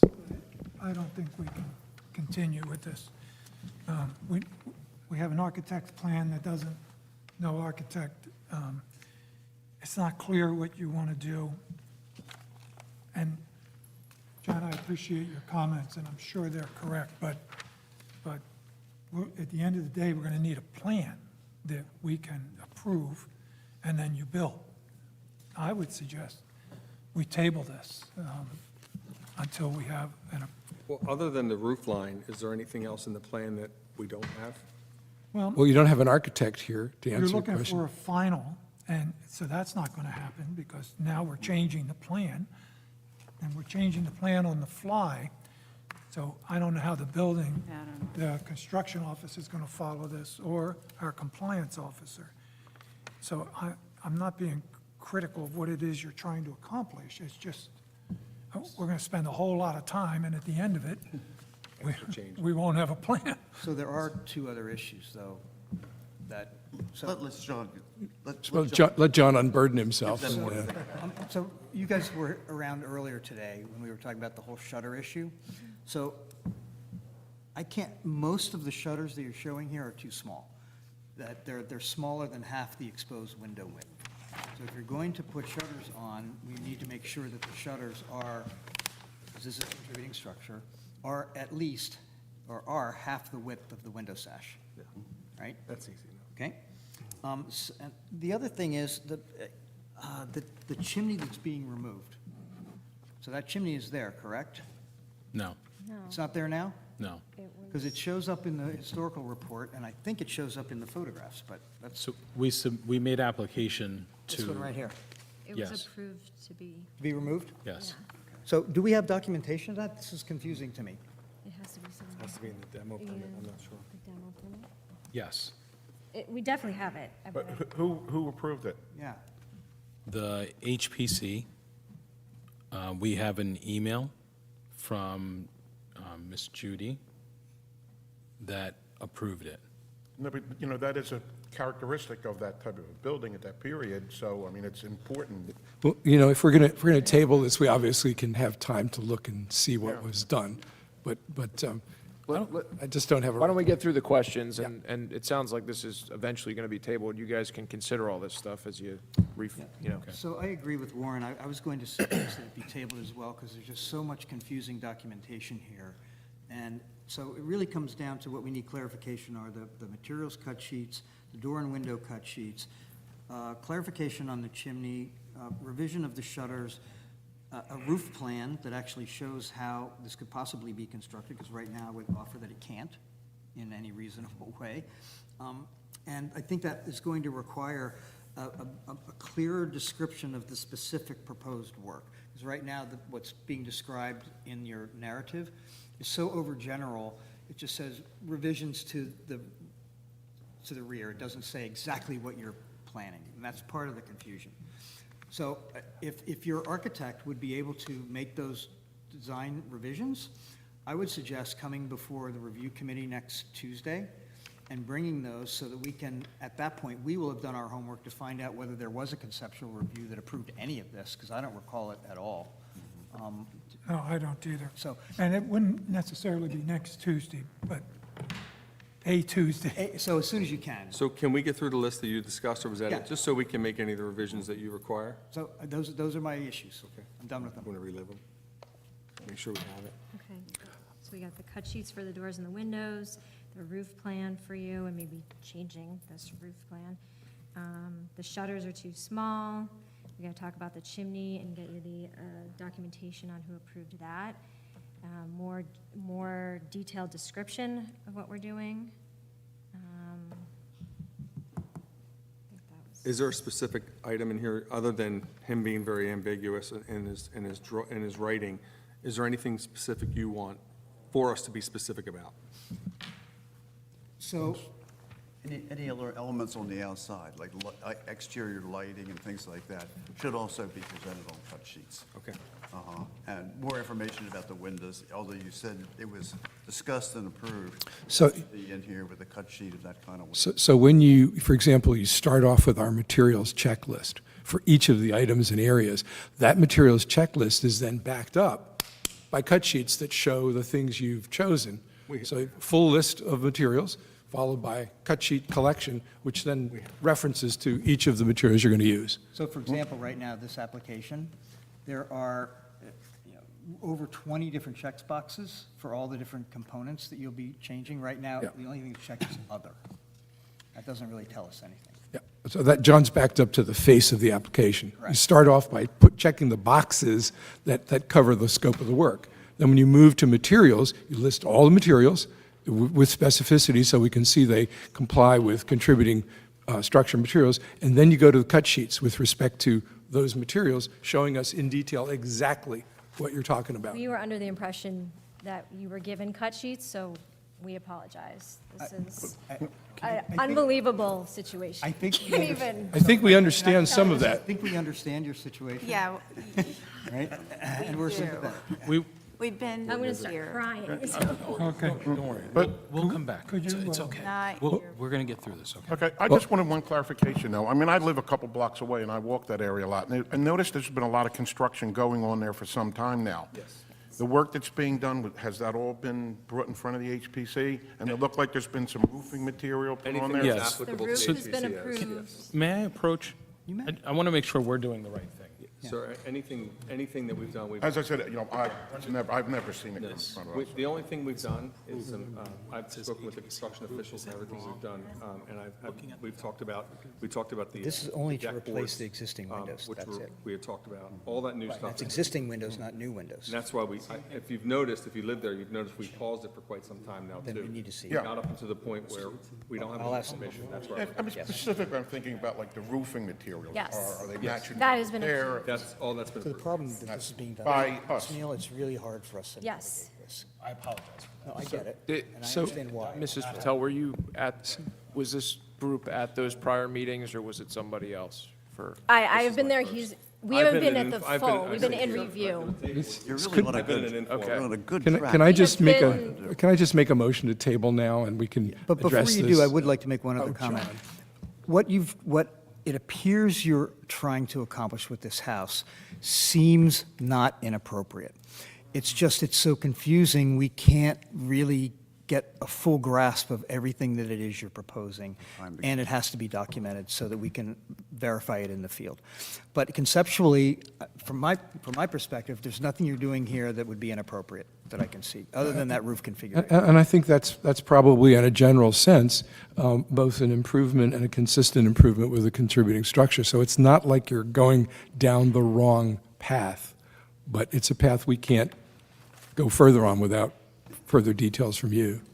Mrs. Patel, we meet every month, too, so you're not able to get through it this I know, month. we've just been trying for Yeah. a couple years. I mean, We'll just wait a little longer. It's okay. 45 days? so So we've been trying to come before you for over a year. This is not, and this is no fault of the HPC. But when we, it doesn't matter. None of ours. We Mr. will- Patel, it's not, it's potentially being tabled, not being denied tonight. We have some comments that, you guys need to digest, come back with a more complete picture, and we can consider it then. Well, I see this, if we table this and you come back with an application that would be, I'd say, marked up for final approval with all the things we've asked you to do, that would be action at the next meeting you presented it at. So I'm going to make a motion to table this application, subject to the 45-day period being waived. I do have a quick question, I'm sorry. Somebody had mentioned, Mr. Test, I believe, it was not signed. At least my copy has no signature on It it. is. There's not. Application. Okay, my question is, and this is up to Mr. and Mrs. Patel, I don't know how much weight it holds to have the architect here and/or who signs it. Can you weigh in on whether we, I'd rather have the applicant sign the application, okay? But what the board needs to see is a complete plan with those comments. So somebody, a professional needs to prepare those. And whether you're here, I think it's good that you're here. And just so you understand the process too, and you may already know this, been through it, but there's really only two ways to get through this board. And informal conversations can happen at the review committee, but that doesn't necessarily mean that approval came of that, because there can be, I'll call it spitballing about materials and that kind of thing. Minor work can potentially be approved through that, but if it's something major like a redo of this building, that's got to come through this board. And we're not here to investigate that or whatever. What happened previously, we're reviewing an application that's before us, there's not enough information now, but you can come back with a revision and we can consider it then. But in order to do that and to not leave here with a denial, the board's considering tabling it so that it can be retooled. Thank you. We ask that the applicant waive the 45-day decision rule, which means if you want a decision with 45 days, you can kind of see the writing on the wall about that. But if you want to waive that, we'll keep it alive, and it gives you the opportunity to retool it and come back. Okay. So do you? We will waive that. Okay, thank you. All right, so I made a motion to table. Second? Council's explained it, it's been seconded. Motion by Mr. Testa, seconded by Mr. Becker. Mr. Copeland? Yes. Mr. Carroll? Yes. Mr. Becker? Yes. Thank you. Mr. Stevenson? Yes. Mr. Testa? Yes. Ms. Wilson Stridick? Mr. Johnson? Yes. So closing remark here. We're very sympathetic to your situation. I think we understand it. I would like to invite you guys to, whenever you're prepared to come on a Tuesday morning with these revisions that we've requested. We could probably talk it through and help you prepare for your submission for the next meeting. Okay. Yeah, okay? Would you let Judy know if you're going to? Yeah, and bring your previous approvals. I think you have two, I'm pretty sure. Yes. Thank you. Thanks. Okay. Next order of business is Peter, 930 Washington Street, Block 1093, Lot 9. This is a non-contributing demolition.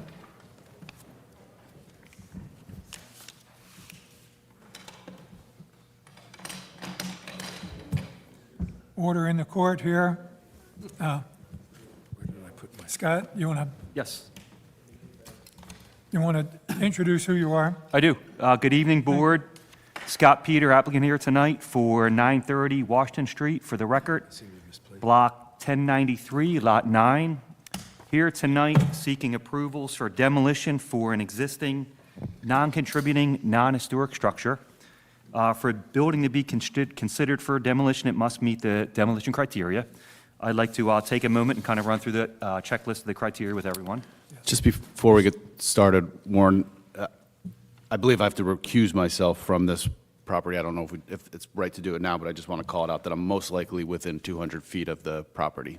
So Mr. address. Johnson is going to Okay. recuse himself for that reason. Just, you kind of beat us to it, getting started here, Mr. Peter. No worries.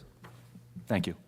And So again, I'd like this to, application, I'm sorry? Scott, this application, this is pretty straightforward. So you got 9 points. Correct. So you, Would you like me to go through them for the record, Chairman? yes. Okay. Quickly. Yep, I will. Item number 1 is historic, architectural, cultural, or aesthetic significance. None, as we previously said, it's non-contributing. In the current potential for, its current potential use for those purposes currently permitted by the chapter or for the use proposed. None, again, non-contributing.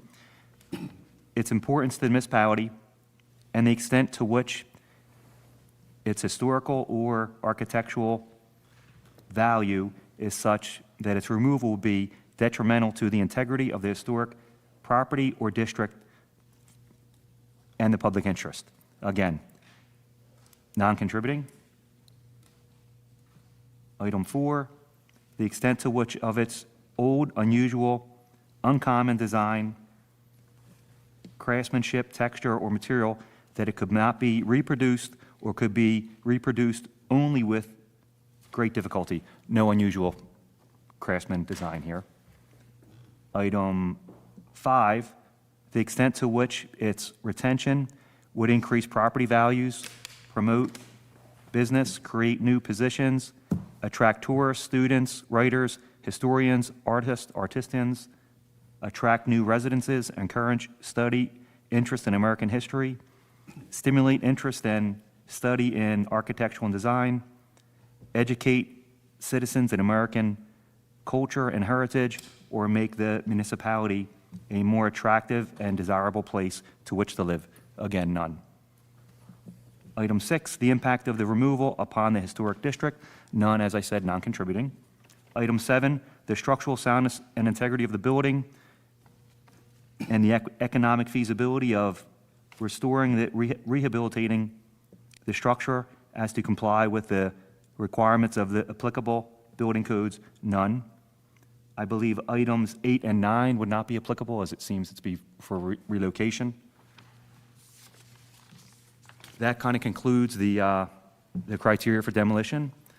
I respectfully request the approval. As I said, it's a non-contributing, non-historic structure. Do I have a motion? So moved, the application be approved for demolition, believing that PNC Bank will never return. Do I have a second? But before we vote, I have a question. So normally, and in general, when an approval for a demolition is typically disassociated with an application for whatever's going to replace what was demolished on the lot, on the remaining lot. In this case, I'm loath to approve demolition without understanding what is going to be on the lot, mainly because it is such a prominent corner in this town. John, Yeah. if I could interrupt. They're separate and distinct functions. To approve a demolition doesn't mean we're agreeing to approve anything on a lot. He's got to come, applicant's got to come forward, make a presentation what he's going to put on there. So the demolition is, approval is separate and it's distinct. And I think if he carries his burden, John, regardless of what you think might go there, it's required that we approve. Well, no, I totally agree that it's a totally separate process. However, what I'm concerned about is if the demolition of this property proceeds quickly, and that particular lot in such an important location at Madison and Washington is left vacant with a bunch of debris on it all summer as our town is being visited by 30, 40,000 people, I would find that a problem. I completely concur. As you know, it's overseen by Code Enforcement and Construction Office. That will not be the case. And this is a property and a project that you guys can control the destiny. So you guys get the, option to control what goes on there and how it goes and what gets built. So as Chairman Carol Copeland said, I'll absolutely be back in front of you guys again to see, what's going to go there and have a lot of input on what happens on that site. But I can assure you, when that demolition does take place, as you know, these properties now are very, very costly, so you can't sit on them very long. It will not be a very long time that I'll be sitting on that, or it'll be a vacant land. Okay, Mr. that's really Peter, my concern. Let me ask you, in terms of, you understand we have a demolition moratorium in the city of Cape May? I do. What are your plans, if approved, what are your plans in relation to that moratorium? Is it a fall demolition, or what? It'll be a fall demolition, yes. Okay. So this will give me an opportunity to come back again through that process to go for conceptual for the new project on that site. In other words, if this is approved tonight, it's not going to be, It won't be demolished this season. Okay. It's this summer season. The moratorium's up this week, I believe. Great. Well, I think I made a motion. I don't remember it Well, being seconded, but Yes. This is moving awful fast. I have a lot of feelings, along with John, that he wouldn't be doing this if he didn't have some idea what we're going to do. well, I'm sure he can discuss that with you, Tom, what is this? but he has a burden to make under those criteria. If he's made it, Okay, for my education, what can happen on that property as per the zoning? Is it totally residential? And this is a It's non-conforming use to the zoning ordinance? That is accurate, if I may help. I know, but Okay. it's not relevant. The issue is, he's got 9 points, we have a building, he's made the 9 points, we should, Well, I don't agree with his 9 points. It's like there's nothing that could be. Tom, it's the law. It's the law. He's got to make a burden to prove to us that he said. His opinion, there's no. Well, you cannot accept it. I mean, that's your Yeah. prerogative. are you arguing that we shouldn't approve, that you're not going to approve the tear down? I'm feeling that way right now. well, I don't think, let me just add something to this. I don't think it's entirely irrelevant, although I think the board's consistent practice has been to bifurcate these things, but one of the second criteria is current and potential use for those purposes currently permitted by this chapter for the use proposed. I mean, the applicant can certainly make a proffer to the board about, the potential uses, or if there's a planned application for it. It may probably has limited relevance in the context of whether you grant this permit or not, but I don't think it's completely irrelevant. Let me put it that way. It's right there in the standard, so. I mean, I tend to agree that, hopefully you will, we can anticipate that you're going to respect the historic nature of the neighborhood, whatever goes in there. I have no choice. As we said, this cannot be heard again. I can't put a shovel in the ground without coming to see you guys. And again, So I'm only- there's, Jake, no, Jake, I respect. Jake, and you know understand. you're going to see him again. He's going to make an You application. guys can control the destiny of what happens on that site. There's not and he- many, applications and sites that And can he has- afford at that. He's made a number of points. You may think that he's made them strongly or weakly, but if you decide that he's made his burden here, I think it's our obligation to grant him the permit. Well, I don't think he's really met the burden. Okay, well, For it's- instance, that's your what judgment. exactly is allowed in that zoning district? So based on the small due diligence that I've done, it can only be residential. So it could be anything from single family to possibly townhouses, things like that. The max you could do is up to 4 units, and it can be up to, I think, 2 or 3 single families. So it must be residential, it cannot be commercial. And I can assure you, anything goes on that slot, anything that goes on that parcel is going to be far better than a bank. A bank is not in any way historic nature. I mean, you have a parking lot out front and a drive-through with, I think it's like the last time I checked, like 60 cars. In addition, the coverage alone, I mean, we're talking landscape. Right now, it's a maximum coverage, I think, of like 85%. So the coverages now are like 40 or 50. So anything that goes there is going to be a huge improvement, specifically talking from a historic standpoint. I mean, a bank was not what it was, from historic days. I mean, we got a drive-through, I think it's a 2-bay drive-through. So it's, again, it'll be in front of you guys to decide what you feel and that. Well, I agree with you Improvements. that whatever goes there is going to be huge. And I think we're going to end up with an incredible fight over our new standards that talk about streetscape. If somebody wants to fill that to the total. No, lot- I know we're going to hear you say this again, and you're going to be very strict with respect to whatever we have to approve. But I made a motion. I don't think, was it seconded? If it was, I'd like to call the question Janice so we can actually Wilson-Strata. vote on this. Motion by Mr. Testa, seconded by Ms. Wilson-Strata. Then I would call the question for a vote. We have a motion. We have a second. Yes. Judy? Mr. Copeland? Yes. Mr. Carroll? No. Mr. Becker? Yes, I want to say I fully support the demolition of this. My only concern is timing. That's all. Mr. Stevenson? Yes. Mr. Testa? Yes. Ms. Wilson-Strata? Yes. Thank you. Thank you, Thank Board. you. Thank you.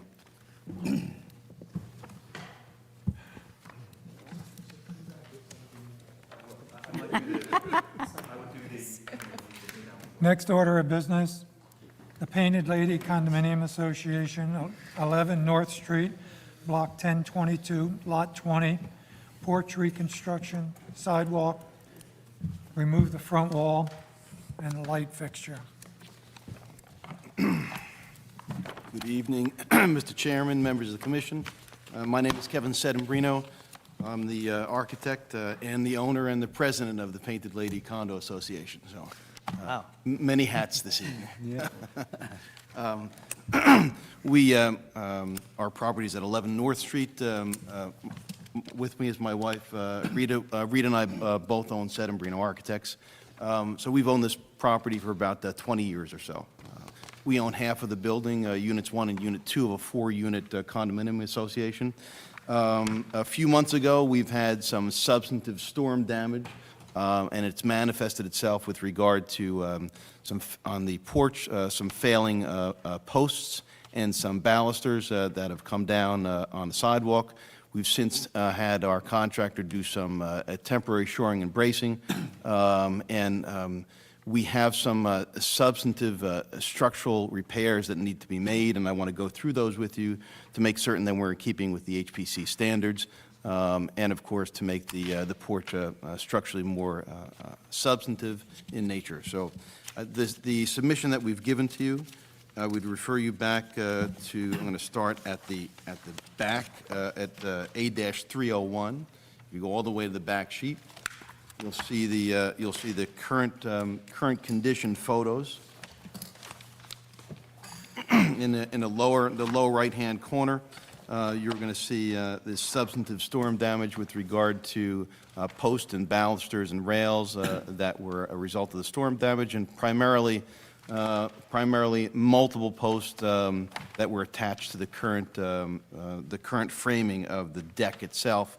Multiple post connections had rotted out, and after a good wind, they took them right down. Luckily, it was during a time where the building was unoccupied.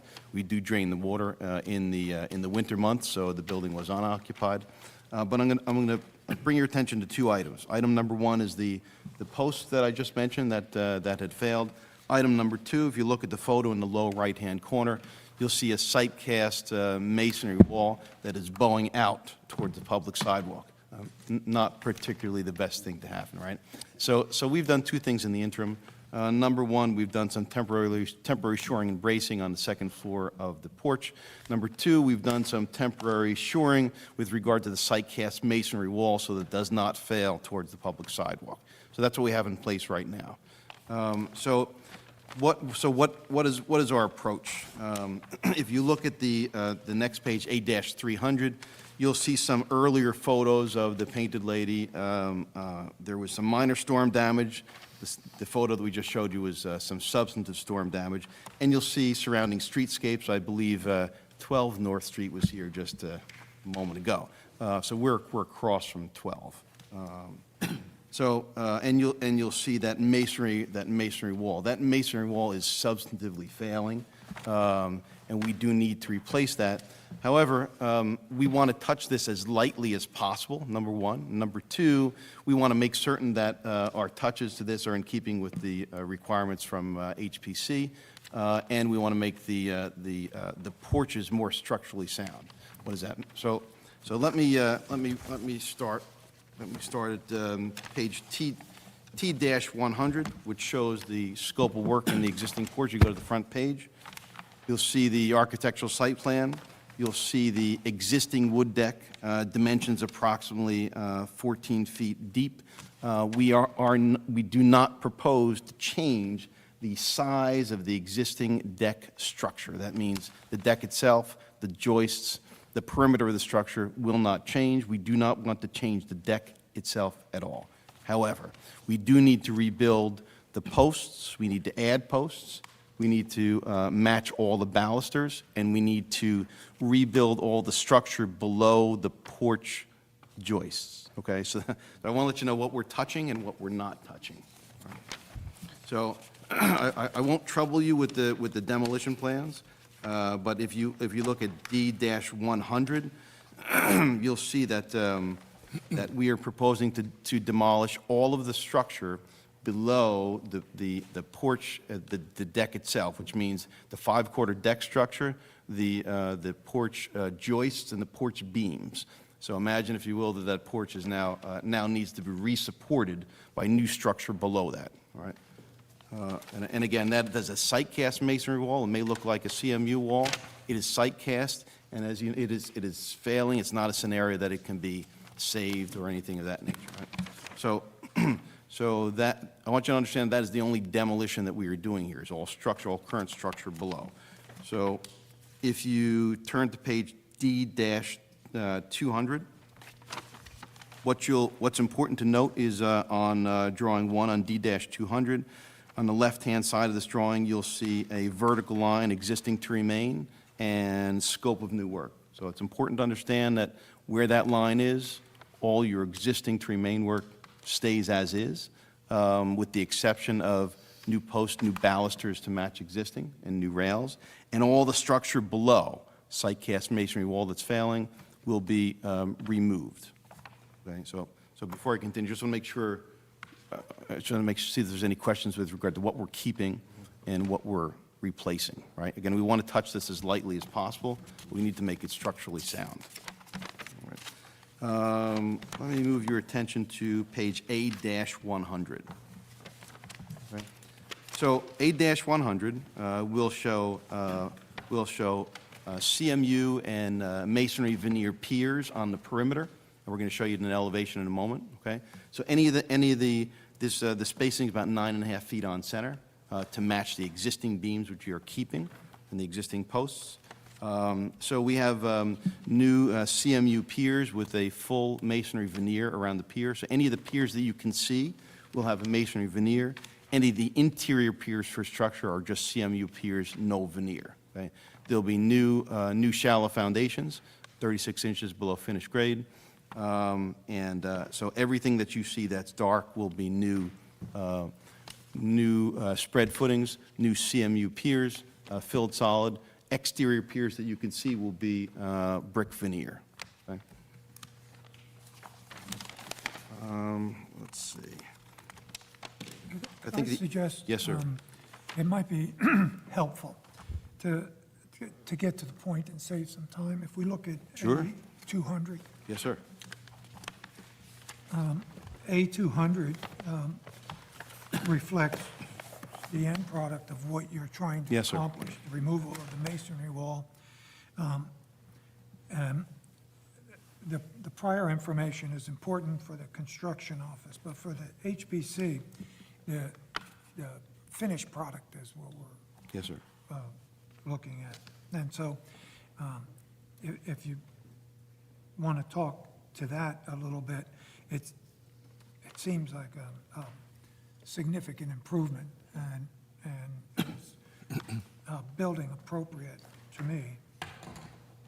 So, Yes, sir, thank you. So on A-200, which is the main front elevation, you'll see that all the brick veneer piers have manifested themselves with regard to anything that you can see. These piers are more in keeping with HPC guidelines and criteria than the failing masonry wall that's there. You'll see lattice, painted wood lattice between all the piers, which is one of the two options that HPC does permit. You'll see a new access door. We've relocated that. We've tried to keep that door on center with the windows above, which it wasn't before. It was a little tough to look at. So we placed that new door now on center with one of the windows. We are rebuilding that stair to match existing and the structure below it, but again, the deck will remain in place.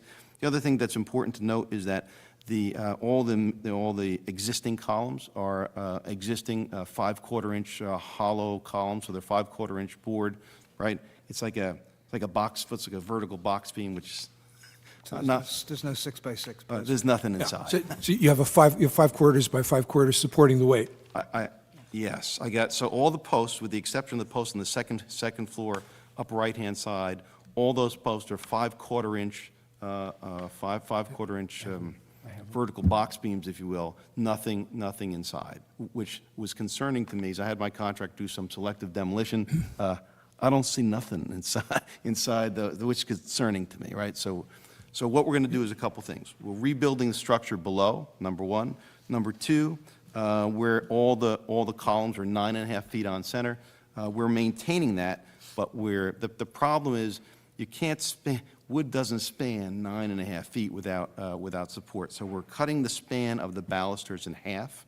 So you'll see a new post in between every existing post. So that's important to understand. It happens on the second floor and it happens on the first floor. And that gives me a span that's reasonable in terms of the wood baluster, the span, and the post and the balusters will match existing. We've actually already had them cut.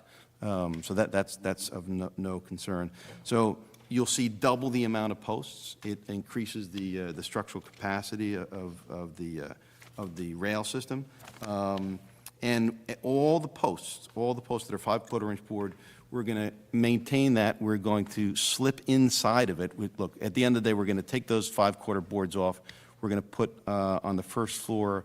First floor is a 6/6 treated post inside of the 5/4 board to be painted. Second floor is a 4x4 post inside of the 5/4 board to be painted. Say that again, please. So when you look at the first floor, the dimensions of the first floor posts, they're slightly, columns, they're slightly larger than the second floor, right? But they're still wrapped in existing 5/4 board. So we're going to remove that 5/4 board. We're going to put in a structural treated post, right? I'll have a positive connection between the post and the CMU pier below the deck. And then I'm going to rewrap it back in the 5/4 board and paint it so that You're saying your second floor supports are going to be smaller than your first floor supports? they're going to match the exact dimensions that are there now. I'm just gonna- Which is to say they're smaller?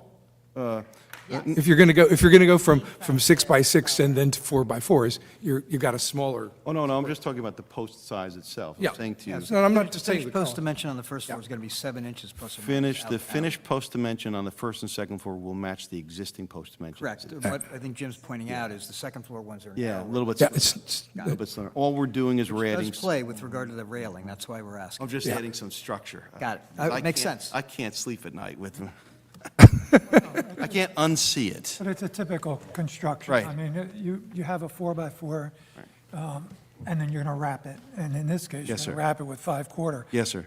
So that, We're going to put back, you won't notice, there won't be any difference aesthetically with regard to the first and Right. second floor post, but for the fact that we've added a structural post interior to that. All right. Is there any indication that you had brackets on the first floor originally? Brackets, no. The brackets, I mean, we've owned this property for about 20 years, and the brackets were only on the second floor. They were never on the first floor. Because every other double-decker house in the town has brackets. And when you look at those columns that are there on the first floor, they actually have a little cap, just like the second floor, and it's where the bracket would have started. You may be correct, and if that's a scenario where you would like us to add those brackets back to below the second floor framing, we're happy to do it, if you would like. But again, we've owned it for 20 years, haven't seen it there. well, I think we would have expected to see brackets. Not the bracket that's there. That looks like something. You mean on the bad. second floor? Second floor is a fairly ornate. Yeah, bracket. but it's, I'm looking at this, which is probably not original to the house, although the house would have had brackets. The house was renovated prior to our purchase in 1988, and prior to that, I believe it was original. Yeah, so there are no brackets on that. There are no brackets on that photo from the property report. Have you checked for old pictures, postcards, things like that? We did. I guess I would just say, in keeping with other houses Yeah. in town that are double-decker like Yeah. that, you know, the columns can be different, things like that. If you look at the one called the Delsey on Columbia Avenue, Okay. they have serpentine columns on the second floor, made of steel and wood, but they have brackets on all levels. So I think it would look more appropriate if it had brackets. It looks very bare. I mean, we would be happy to either leave them out or place them in at the direction of the HPC, not an issue. It seems brackets would be appropriate. Sure. I'm not sure the brackets that are there are original. On the second floor? Yeah. They've actually been repaired multiple times, at least since we've owned it.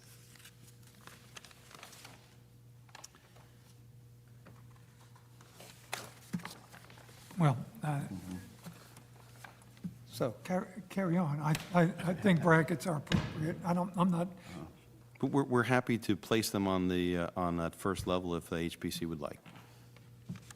well, we'll see when we get to the vote. I would say yes. Well, I think we generally would prefer to see the increase in brackets from the first and second floor. Sure. Now, the design of the brackets, I don't, you know, but definitely first and second floor. Understood. so are you done with your presentation? I believe so. Thank you. Great. So I really only have one concern. Sure. And I'd like to refer to A201, please. Yes. So typically speaking, if you want a wooden rail and the posts are 4x4, you can go 6 feet with the railing pretty easily.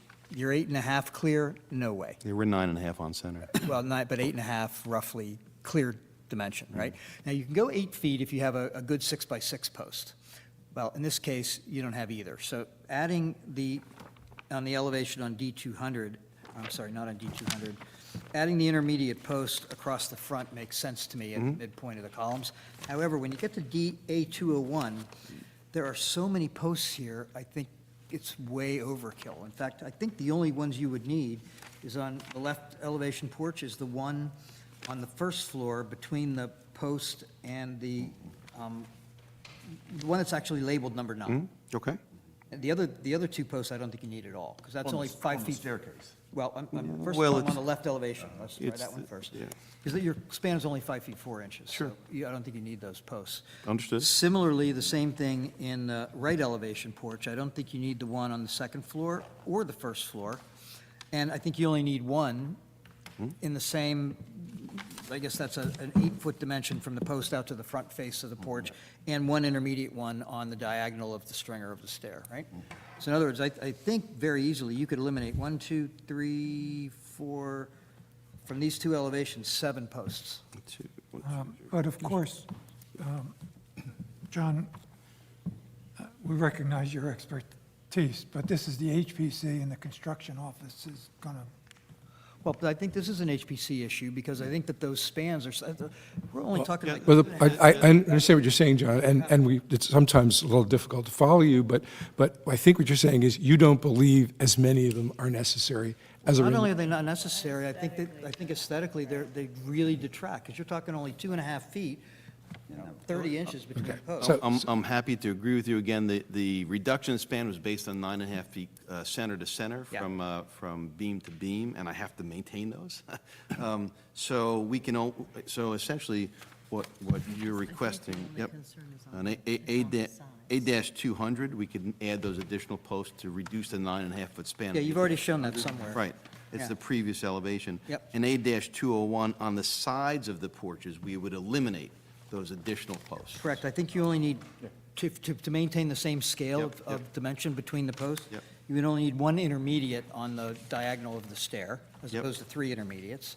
And then the one directly above that on the, from the post porch to the front porch along the sidewalk, that would be about the same dimension. Yep. Right, but all the others can go. 1, 2, 3, 4, 5, 6, got it. Yep, so you would only need 2 posts on the right elevation porch and only 1 post on the left elevation. Yep, happy to do it.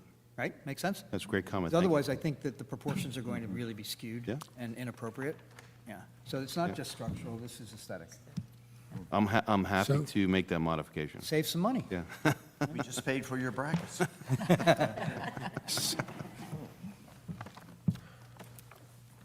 But that's the nature of the presentation. This is, this is a repair, and I want to make sure that it's structurally correct and historically correct as well. The only other comment is with regard to the lattice you're using. Yeah. I don't think anywhere it actually says that it's wood, but I think you need to make sure that it does say that it's wood, and it's a privacy and it lattice. has to be Yes, sir. privacy. Yeah. Yes, sir. The material list doesn't say it's privacy. Okay, we're Or happy to wood. do that. Yeah, so privacy wood lattice is what we're. Okay. And you ought to be putting that on your materials checklist. Yep. Yes, sir. Underneath the front porch, is that all going to be closed in under that? No, right. Lattice over top of black painted plywood or anything, or is it going to be open for breathing? No, it's going to be open. We do need, we do need a cross ventilation there, so it will be open. There will be nothing behind it. There is no slab, there's no slab below the porch, so. This is presumably why you're doing the small footings, the small footings to get your new columns in. Say that again, please? Presumably, that's why you're doing the small footings to get the columns in. There's no slab or anything. There is no slab. I very much doubt that the site cast wall has any kind of substantive footing. Which is why it's Yeah. doing this.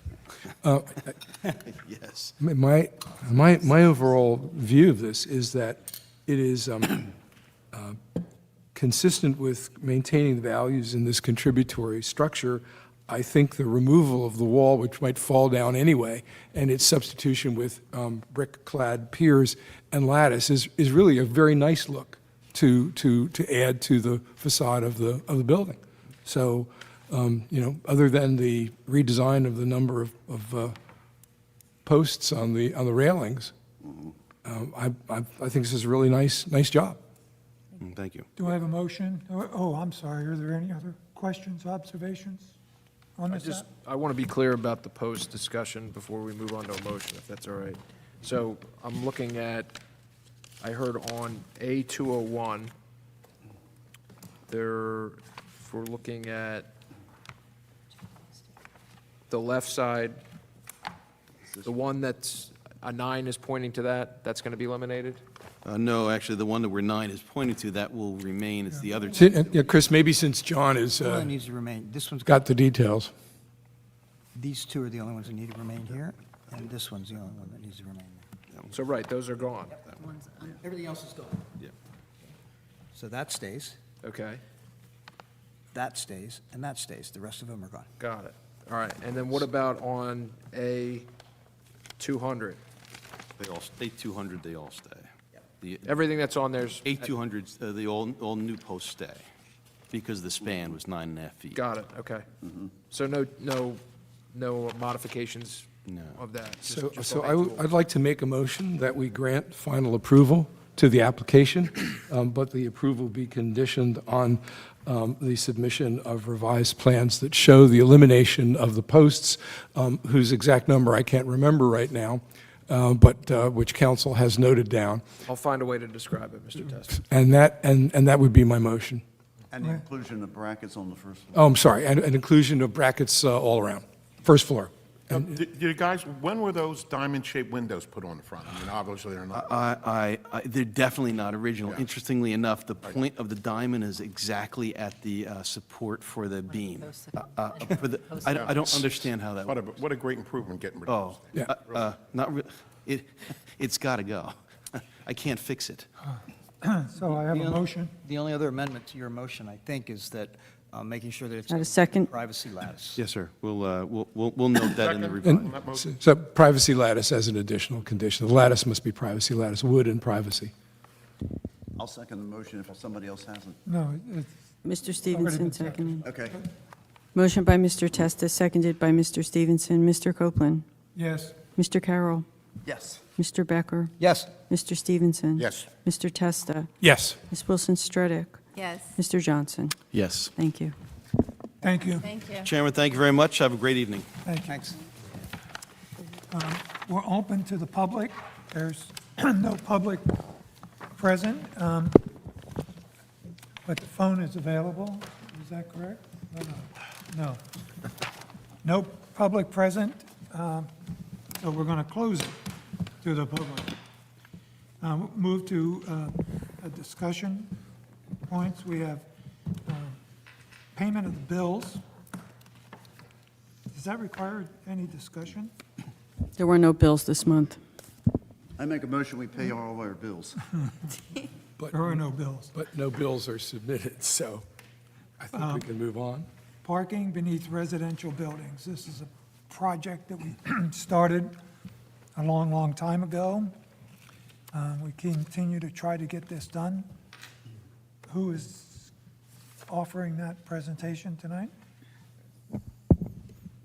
I can give a background. I think one of the things that was discussed when I first came aboard was the concept of taking some of the principles that are in the design standards about parking and seeing if there's an opportunity to expand that outside of the HPC.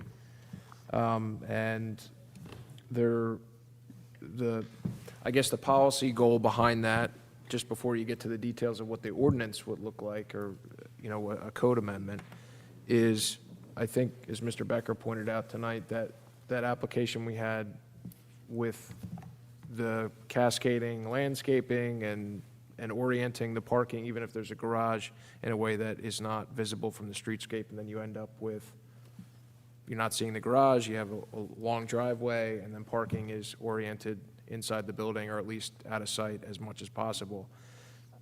Now, there are unique property conditions that may prevent that in a particular case, but as a zoning and planning goal to end up with that end product, I think is, and if you look at examples from some of our shore town neighbors, like maybe Ocean City and see how you have a lot of parking in the front of the building, and you end up with just a row of cars on each street, with the house on stilts situation. So, and every town can design it the way that they want, but, so the ordinance, the potential ordinance, there's two options, and Mr. Becker and I had spoken, and I can't, I'll let him present, his proposal, and what I tried to do is just offer, with fresh set of eyes, an alternative, and one that might be not getting everything that we want out of the proposal, but leaving open the possibility for expanding the concept without entirely taking it to the level that maybe we see in this board. Before John begins his eloquent statement, I just wanted to say that the purpose that I saw of this was, we have a large historic district and we have the rest of the city. And the approach here was to try and produce something as a recommendation to council that would make the rest of the city become more like what we impose in the historic district. That's the overall goal here. But it seems like the HPC should be proposing this and other things to city council. Does that mean we're actually going to draft an ordinance, or it seems that... He has, Warren, he has. There are two options as I see them, and they're both in the form of proposed language the council could use, covered by a memorandum which explains what we think is the right thing to do. So I mean, I would agree, it would be not to write the ordinance, but simply provide a communication to city council. These documents actually do both. There are two options, and what Chris has done, I think, really quite elegantly and beautifully is give a background and policy statement why we're proposing this. So one is more stringent than the other. So the one that would be most stringent is that we're simply saying that parking beneath structures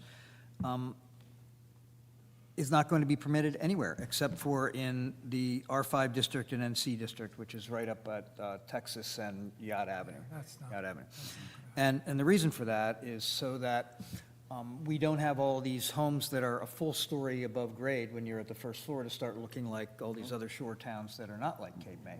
However, with that said, if that is in a zoning ordinance, applying for a variance such as that house tonight, that I think we could approve, because they did an extremely, I thought, thoughtful job of being able to hide the parking, but park underneath the house. But that's a really unusual case. I don't think we'll see that very often. He had a lot of land. He had a lot of land. The backup position, though, in case City Council thinks that's too stringent, which Chris has written as option B, is very simply to extend what's already in our design standards for the historic district to the entire town. And that really has three parts to it. One is that no parking can be permitted past the front facade of the house. The second is that the doors to garages cannot face the street. And the third is that there are, again, the exceptions in those two districts over on Yacht Avenue. Those are the two proposals. The difference between A and B, or 1 and 2, being that in the first, more strict, you really have an understructure Correct. prohibition. Correct. So if you're going to look at the difference, in number 1, you can't park under a structure. Correct. Unless Except in one of those zones, or you're one of the accepted multiple. I think we recognize that there are businesses and structures that have to have parking underneath them, and we've talked about those before. Yeah, those are out of it, the R5. But the second proposal seems to be what we had talked about. Well, the second proposal is a no-brainer, because all it does is extend what we're already doing in the historic district to the whole town. The first proposal, though, is being quite a bit more strict and saying we don't want parking under structures. I know, but you're going to, it seems to me. Except for hotels, like so. Yeah, I mean, it's none, and then it's except for those places that are needed. Correct. And in a district where we felt it was needed. I have to say, Outside, excuse me, you're making, we have a proposal, we don't, but one of the proposals is it's going to be more strict outside of the historic district than it is inside. Oh, no. no, I don't think so. That's not true. What we're saying is that the more strict one would be, again, for the entire town, because it would be in the zoning ordinance. It would be both in the historic district and not in the Yeah, historic. when the council passes this, the expectation was it's citywide. Correct. In and outside the district. I must admit, the second seems to be a more reasonable approach, and one that we could likely get approved. I think the first one is, Well, we would have to rewrite our design standards to account for the first one, correct? No. No, I don't think so. I mean, I disagree with you in the sense that I believe we should apply the stricter rule, but I'm able to support both of them because they're both an improvement. Well, one of the things that I'll give the reason why the second one, option B, is drafted in the way it is, and it's to recognize that in order for this to make its way and become an ordinance, like how does a bill become a law? Well, an ordinance has to go to the planning board, specifically development ordinances for master plan consistency review. Council, we approve it, we send it over there, they write a report, chop it up, run it through the meat grinder, send back comments, and then we get not only master plan consistency review, but in many cases we get, what does the planning board think about this from a policy standpoint? And what this second option attempts to account for is the very real pushback that when reviewing this pursuant to the master plan, which is loaded with comments and concerns about parking and that shortage, and that has to be counterbalanced with our need for preservation too. So we're here for preservation. The planning board is going to be very concerned about, well, how is this eliminating opportunities for parking? And what this does is, I don't see it necessarily as trying to eliminate parking, but kind of orient it to areas of the site that we would prefer. But it does, it does restrict more than is the case now, obviously. I mean, there's no doubt about that. And I think option B, if you're looking at it for an expediency purpose, option B is easier to put over with a board, easier to put it over with council, allows for something that we haven't particularly liked, which is parking under structures, but it's easier to do. It's easier to defend. It keeps parking from being seen from the street. It makes it hidden, but it still allows it under structures. But then from an HPC standpoint, we're also increasing the massing in the buildings, particularly with height. And people, instead of just going with the minimum level for the flood, they're jacking all these places up, and it's a first floor. I agree, Jake. I think that... That's one of the reasons that we're proposing. Yeah. If you're going to allow parking under a structure, you're going to incentivize people to do it where they can. And to do it, you can't go as low as if you... But I recall in the past that you had to access the garage through the rear of the property. Or from the sides. But in most cases, yes. But I've seen some recently where it's a corner property, and on the side of the side street, there's garage doors. Now, it doesn't necessarily affect the homeowner, but someone that lives across the street, it is affecting their streetscape. And that you have garage doors right across from their house.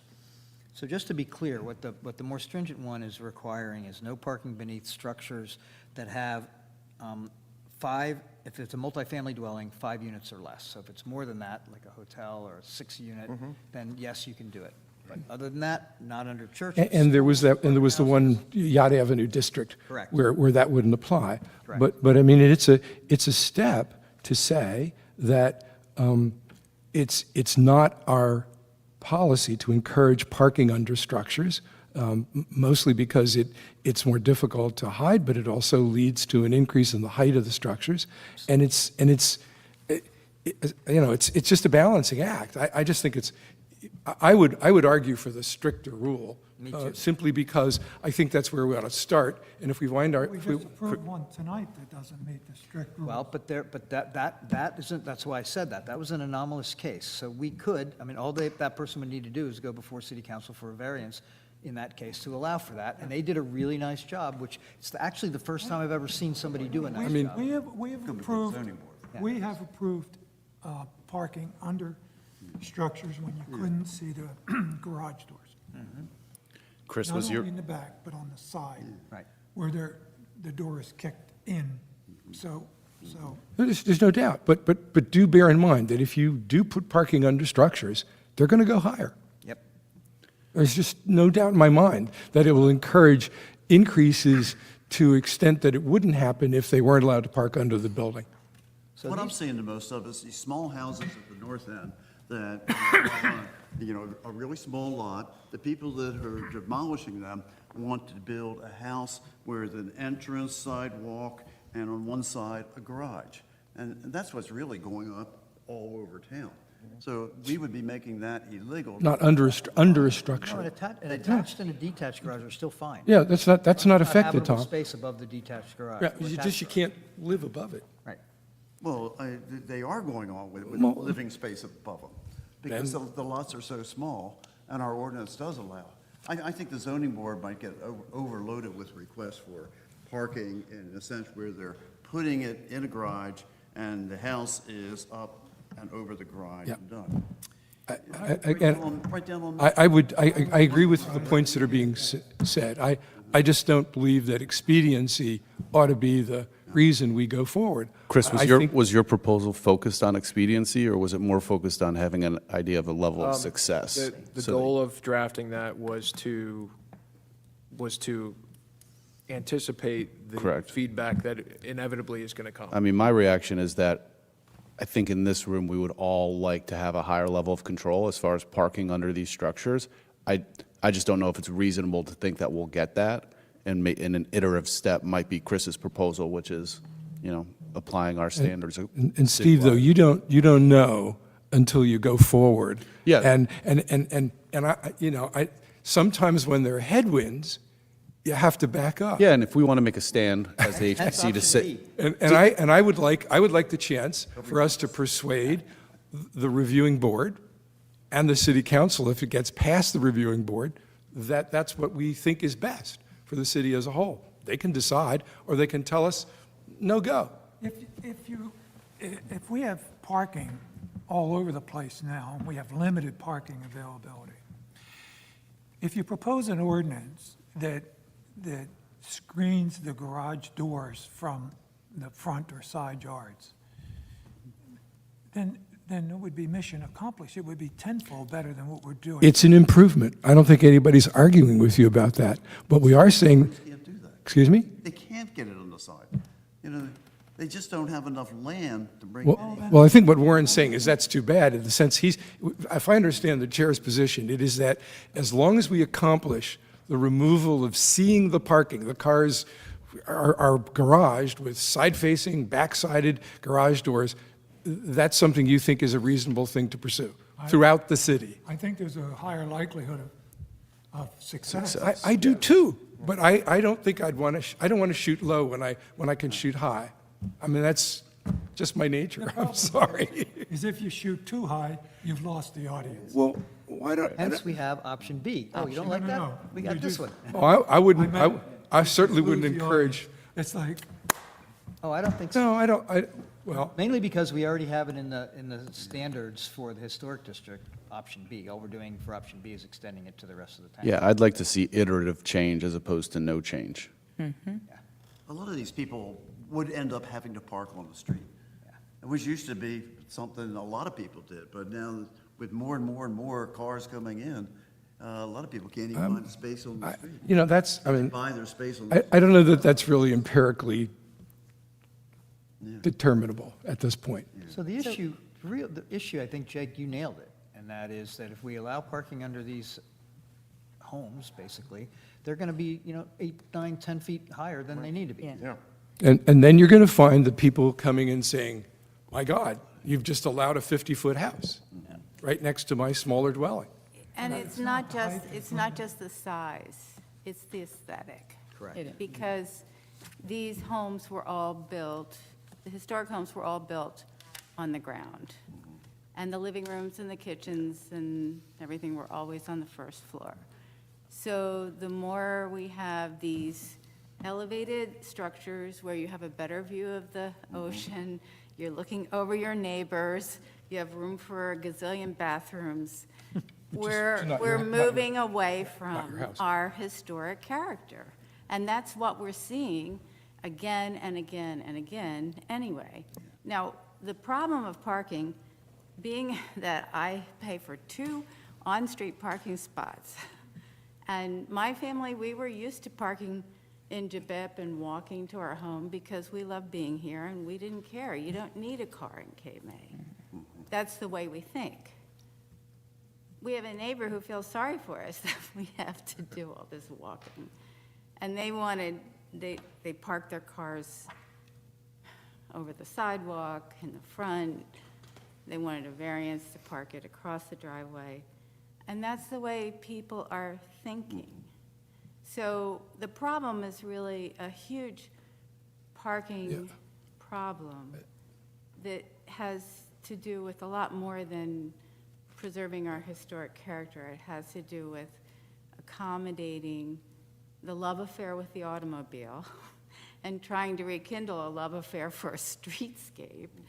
And how do we persuade? And I think going for broke and having a proposal that planning and zoning thinks we're nuts on I don't think there's- is not the way to go. Okay, I don't think we're nuts. I think it may be a policy decision, but I would say that, remember, we're talking about this being applied to the city as a whole, and while I'm sympathetic to what Tom says about small lots, a lot of the city doesn't have the smallest lots that exist in the core of the city. So when you go outside the historic district to the rest of the city, you are going to places where it is likely to cause less hardship to put a detached garage, less hardship to make parking available that's not under a structure. I just think that it is, and I don't think they're going to think we're nuts. They may think we're biting off too much. You know, I also think that, you know, one of the big problems we're having, and the cause of it, is that we're starting to get people who have 4-bedroom house. They come in, they add 3 bedrooms. They tell us that it's going to be my primary residence. Right. 3 weeks later, it's on VRBO, and you're getting 4 or 5 families in there, and they're bringing 4 or 5 cars.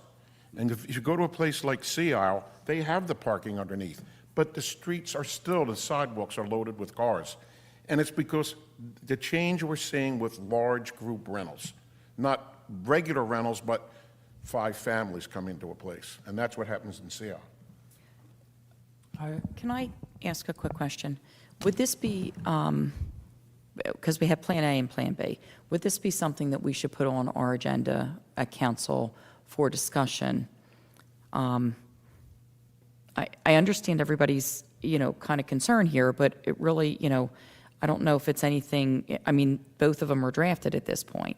I would suggest maybe, because the way that I would see this going is a recommendation, a policy change comes from HPC, would go to planning, get its review, and then by the time it gets to council, it's had both. It's had a lot of eyes on it. Yeah, and council will have the benefit of both boards weighing in on it and think, okay, This isn't going to go without an explanation, which is why we have a drafted memorandum.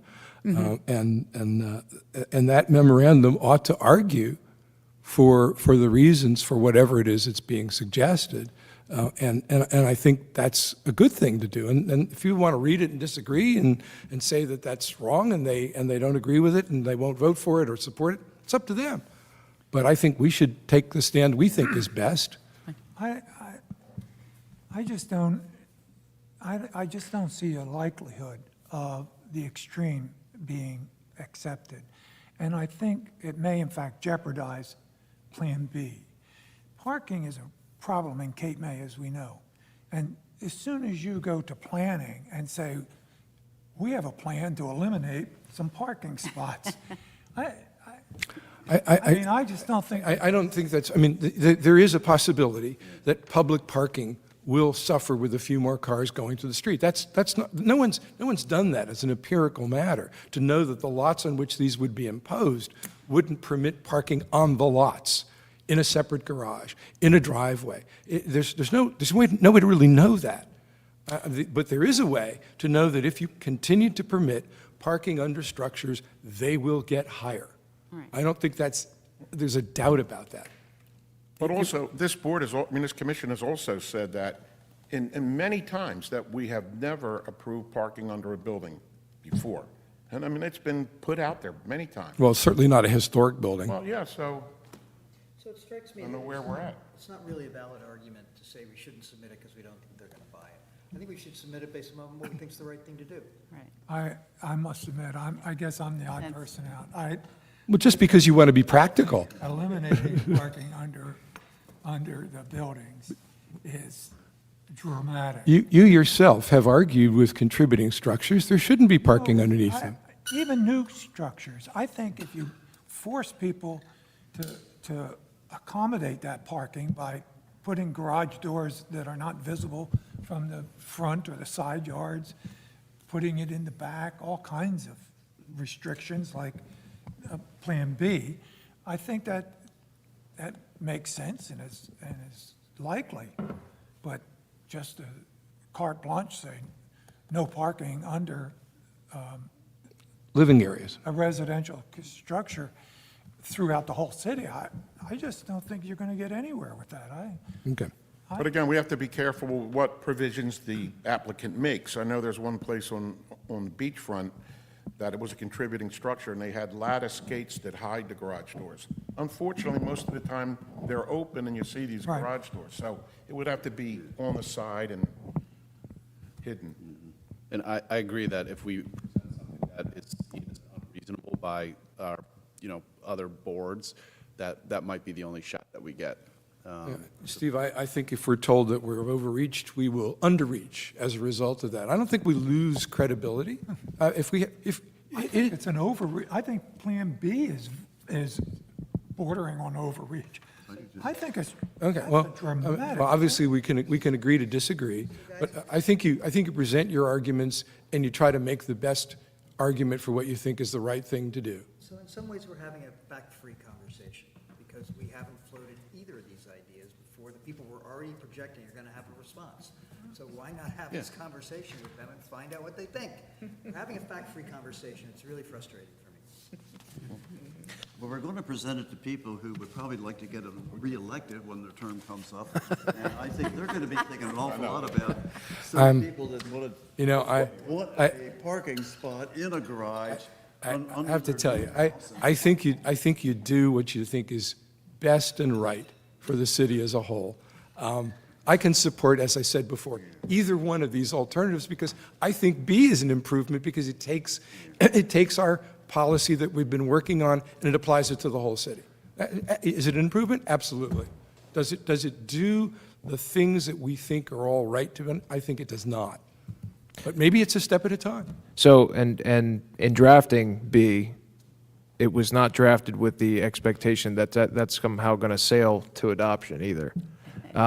They're both pretty tough, and as Warren says, it takes something out of the HPC land and puts it in everywhere land, which might give some people some whiplash in decision-making roles. Now, Sure, but Chris, if the historic district were a tiny little piece, I could understand that. But given its size, applying something out of the district to the rest of the town is not as big a step. no, and well, what I was getting to is to say that the presentation of that, at least, I would say, is not necessarily intended to be anti-parking, but pro-streetscape, taking an element that we think is an improvement from aesthetics. Those long driveways, parking out of sight, to the extent a site can accommodate that, is a net positive for the entire city. It is, because And that's where it's coming from, not to be torture parking. it removes the obvious effects of having garage doors facing forward, people having parking that's visible from the street. That's an improvement, but it raises the structures. It makes them as high as you can get them to get a car underneath them, if that's your approach. Well, it leaves open the possibility in non-HPC territories that could happen. But what if you end up with, say, option B, you still end up with parking oriented away from, No doubt about it. No so doubt. that's why you see it as a benefit, and it kind of recognizes the proposal is coming from the HPC and will be applied elsewhere where maybe they're not so concerned about streetscape and where parking goes, just as long as there's sufficient parking. So, Chris, Property values in Cape May, all new construction, almost all new construction, is going to go to the maximum elevation, to the 35 feet or whatever. I don't think. And where possible, they'll put a car underneath it. Can I make a I want to shield them, but my point was, you're going to have the height anyway. So guys, this conversation's not changing anybody's mind, so I'm wondering if procedurally, what we need to do if we want to move forward is to propose a motion that we propose this. So that's what I was going to try and reel in the procedural element of this. What the HPC has the following options as I see it. There's four. You can abandon this concept altogether. You can pick, vote, make a motion in favor of one versus the other, or you could say, we're okay with either and send it up the ladder, and the next step will be to the planning board to say, here's what we're proposing, what do you think? I would like to make a motion for the Before you do, third John- option. John, just a second, before you do. It is possible for us to phrase this the same way we've seen the drafts, which is in the alternative. We like these two. Yeah. Pick one. We favor one, but pick two if you think that's better. That's what Chris was just proposing as option number 3, and that's the motion I'd like to make. And I misunderstood. But that's the motion I'd like to support. That's how, what I meant, yep. Yep. Fine. That's good with me if we propose. So you want to second the motion? Second your motion. Great. So just to be clear on what I would do, Judy and I would do next is, Yeah, I just want to hear what the motion is. sure, so the motion would be, we'd take the policy statement and the two drafts, the very same packet that was distributed to the members tonight for review, and that will be transmitted to the planning board for master plan consistency review and any other comments they may have, with the idea of which option do they prefer. And the outcome of that may be they prefer neither. But with the statement that the more stringent one is the one we would prefer. Correct. Good. Well, I would, Okay, Well, then so- vote no. So let's vote. Yeah. Can you put how many people voted for each one? Would that be a good idea when you're negotiating with someone? The way the motion's phrased, we'd be preferring option A over option B. Yeah. So they would be delivered with the idea that. And Lorraine, it's kind of academic because this is a public meeting and people will see how we're voting anyway. So they're going to know. And you're going to know right away because you're right here. Well, rather than presenting it to the planning board as we geniuses here have come up with the perfect thing for the city, I would like to say, here is an idea that would really help to protect the beauty and the uniqueness of our community, and we'd like to know what you think about it. And that is part of the reason the policy statement precedes that. Yes. And it doesn't say it as eloquently as you just did, so I might just change it to a sentence, but that's what that is intended to say. Hey, look, this is why we're thinking about this. It's not to torture everybody, it's because we think this is a worthwhile concept. We know we're geniuses, though. Okay, I'd like to suggest that well, John's made a motion, we may have to vote on it, but if it does pass, I'd like to have the support memo beefed up with at least the introduction that you just talked about and Tom just talked about, Chris. Okay. That, Take a All vote. right, so motion by Mr. Becker, seconded by Mr. Testa. Mr. Copeland? no. Mr. Carroll? Yes. Mr. Becker? Yes. Mr. Stevenson? Yes. Mr. Testa? yes. Ms. Wilson Stridick? Yes. Mr. Johnson? Yes. Thank you. Next item on the agenda. You and I are in the no club today. Yeah. All alone. Next, I do. next item on the agenda. What is going on here? And next item. Kindly remove me as the commenter on this thing. Okay. Okay. Back If everybody likes it, we'll put Jim's name back on it, to right? order here. It's clear nobody's going to like it. Boat and trailer parking. So this is another ordinance provision. I spoke with Jake, and we see this ordinance a lot. He had experience of that in North And Wildwood. Chris did a great job of cleaning it up and making it very understandable. So this, I don't necessarily see this actually as a development ordinance. It's more in the nature of parking regulations and police power for the city. Given it's coming from the plant, or from the HPC, it may be something we want to send through to the planning board to let them know, because there is some setback provisions in here. But essentially what this would do is, we already have regulations for parking of trailers and things like that on the street. But what this does is it deals with that on private property, and it sets some parameters for that in terms of side yard, rear yard, distances from the right-of-way, the length, the number. It puts a range of regulations in place that we just don't have at this point. And this would be a citywide provision, not just an HPC thing, but it's coming from the standpoint of maintaining the streetscape and making sure that things aren't being left around in sight when we'd rather have them out of sight. So, actually, this is not something that's an alien concept. These types of things show up in other municipal code books. We just don't have anything on the books for it now. So that's where it's coming from.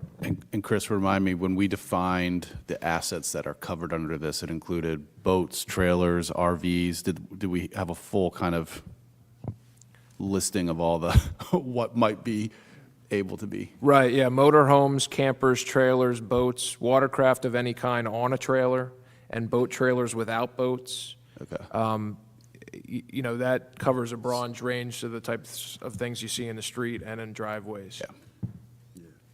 It's a pretty comprehensive list of the uglies. Yep. That's why there's boat yards. Just one comment. So in paragraph D, the word "the," or I'm sorry, the word "be" should be after "may."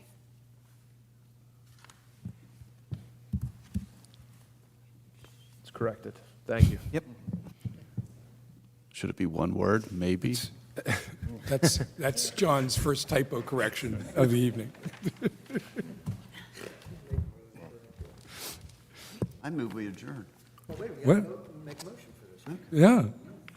So the motion could be to, with the correction we just discussed, to send this up the same ladder we just talked about.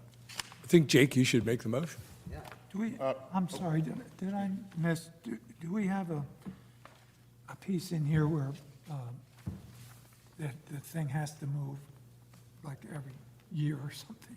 Well, I think there was a provision that if you're going to do maintenance, you allowed a certain amount of time to provide maintenance, but then you had to get it off your property. Wasn't it, Chris? Because we don't want, So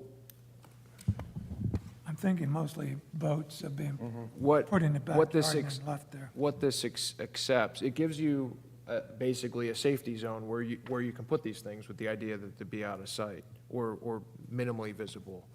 The exceptions are, though, you can park, may be parked on private property temporarily for a period of not exceeding 24 hours.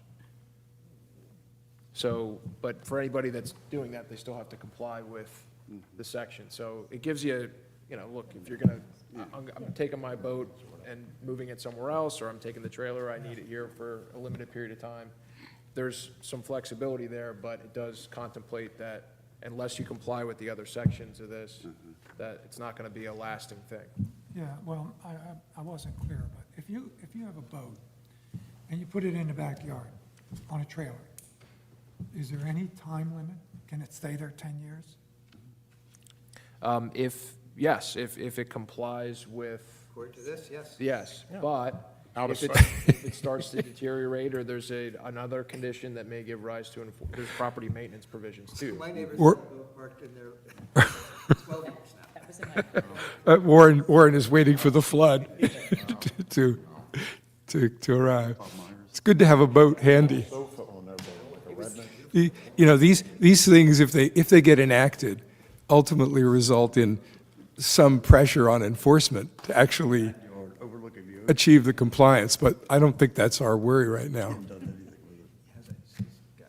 I'd love to. So the motion is to send it to the planning board for review, this draft? Yes. Okay. And we need a second, Jake? I'll second Jake's motion.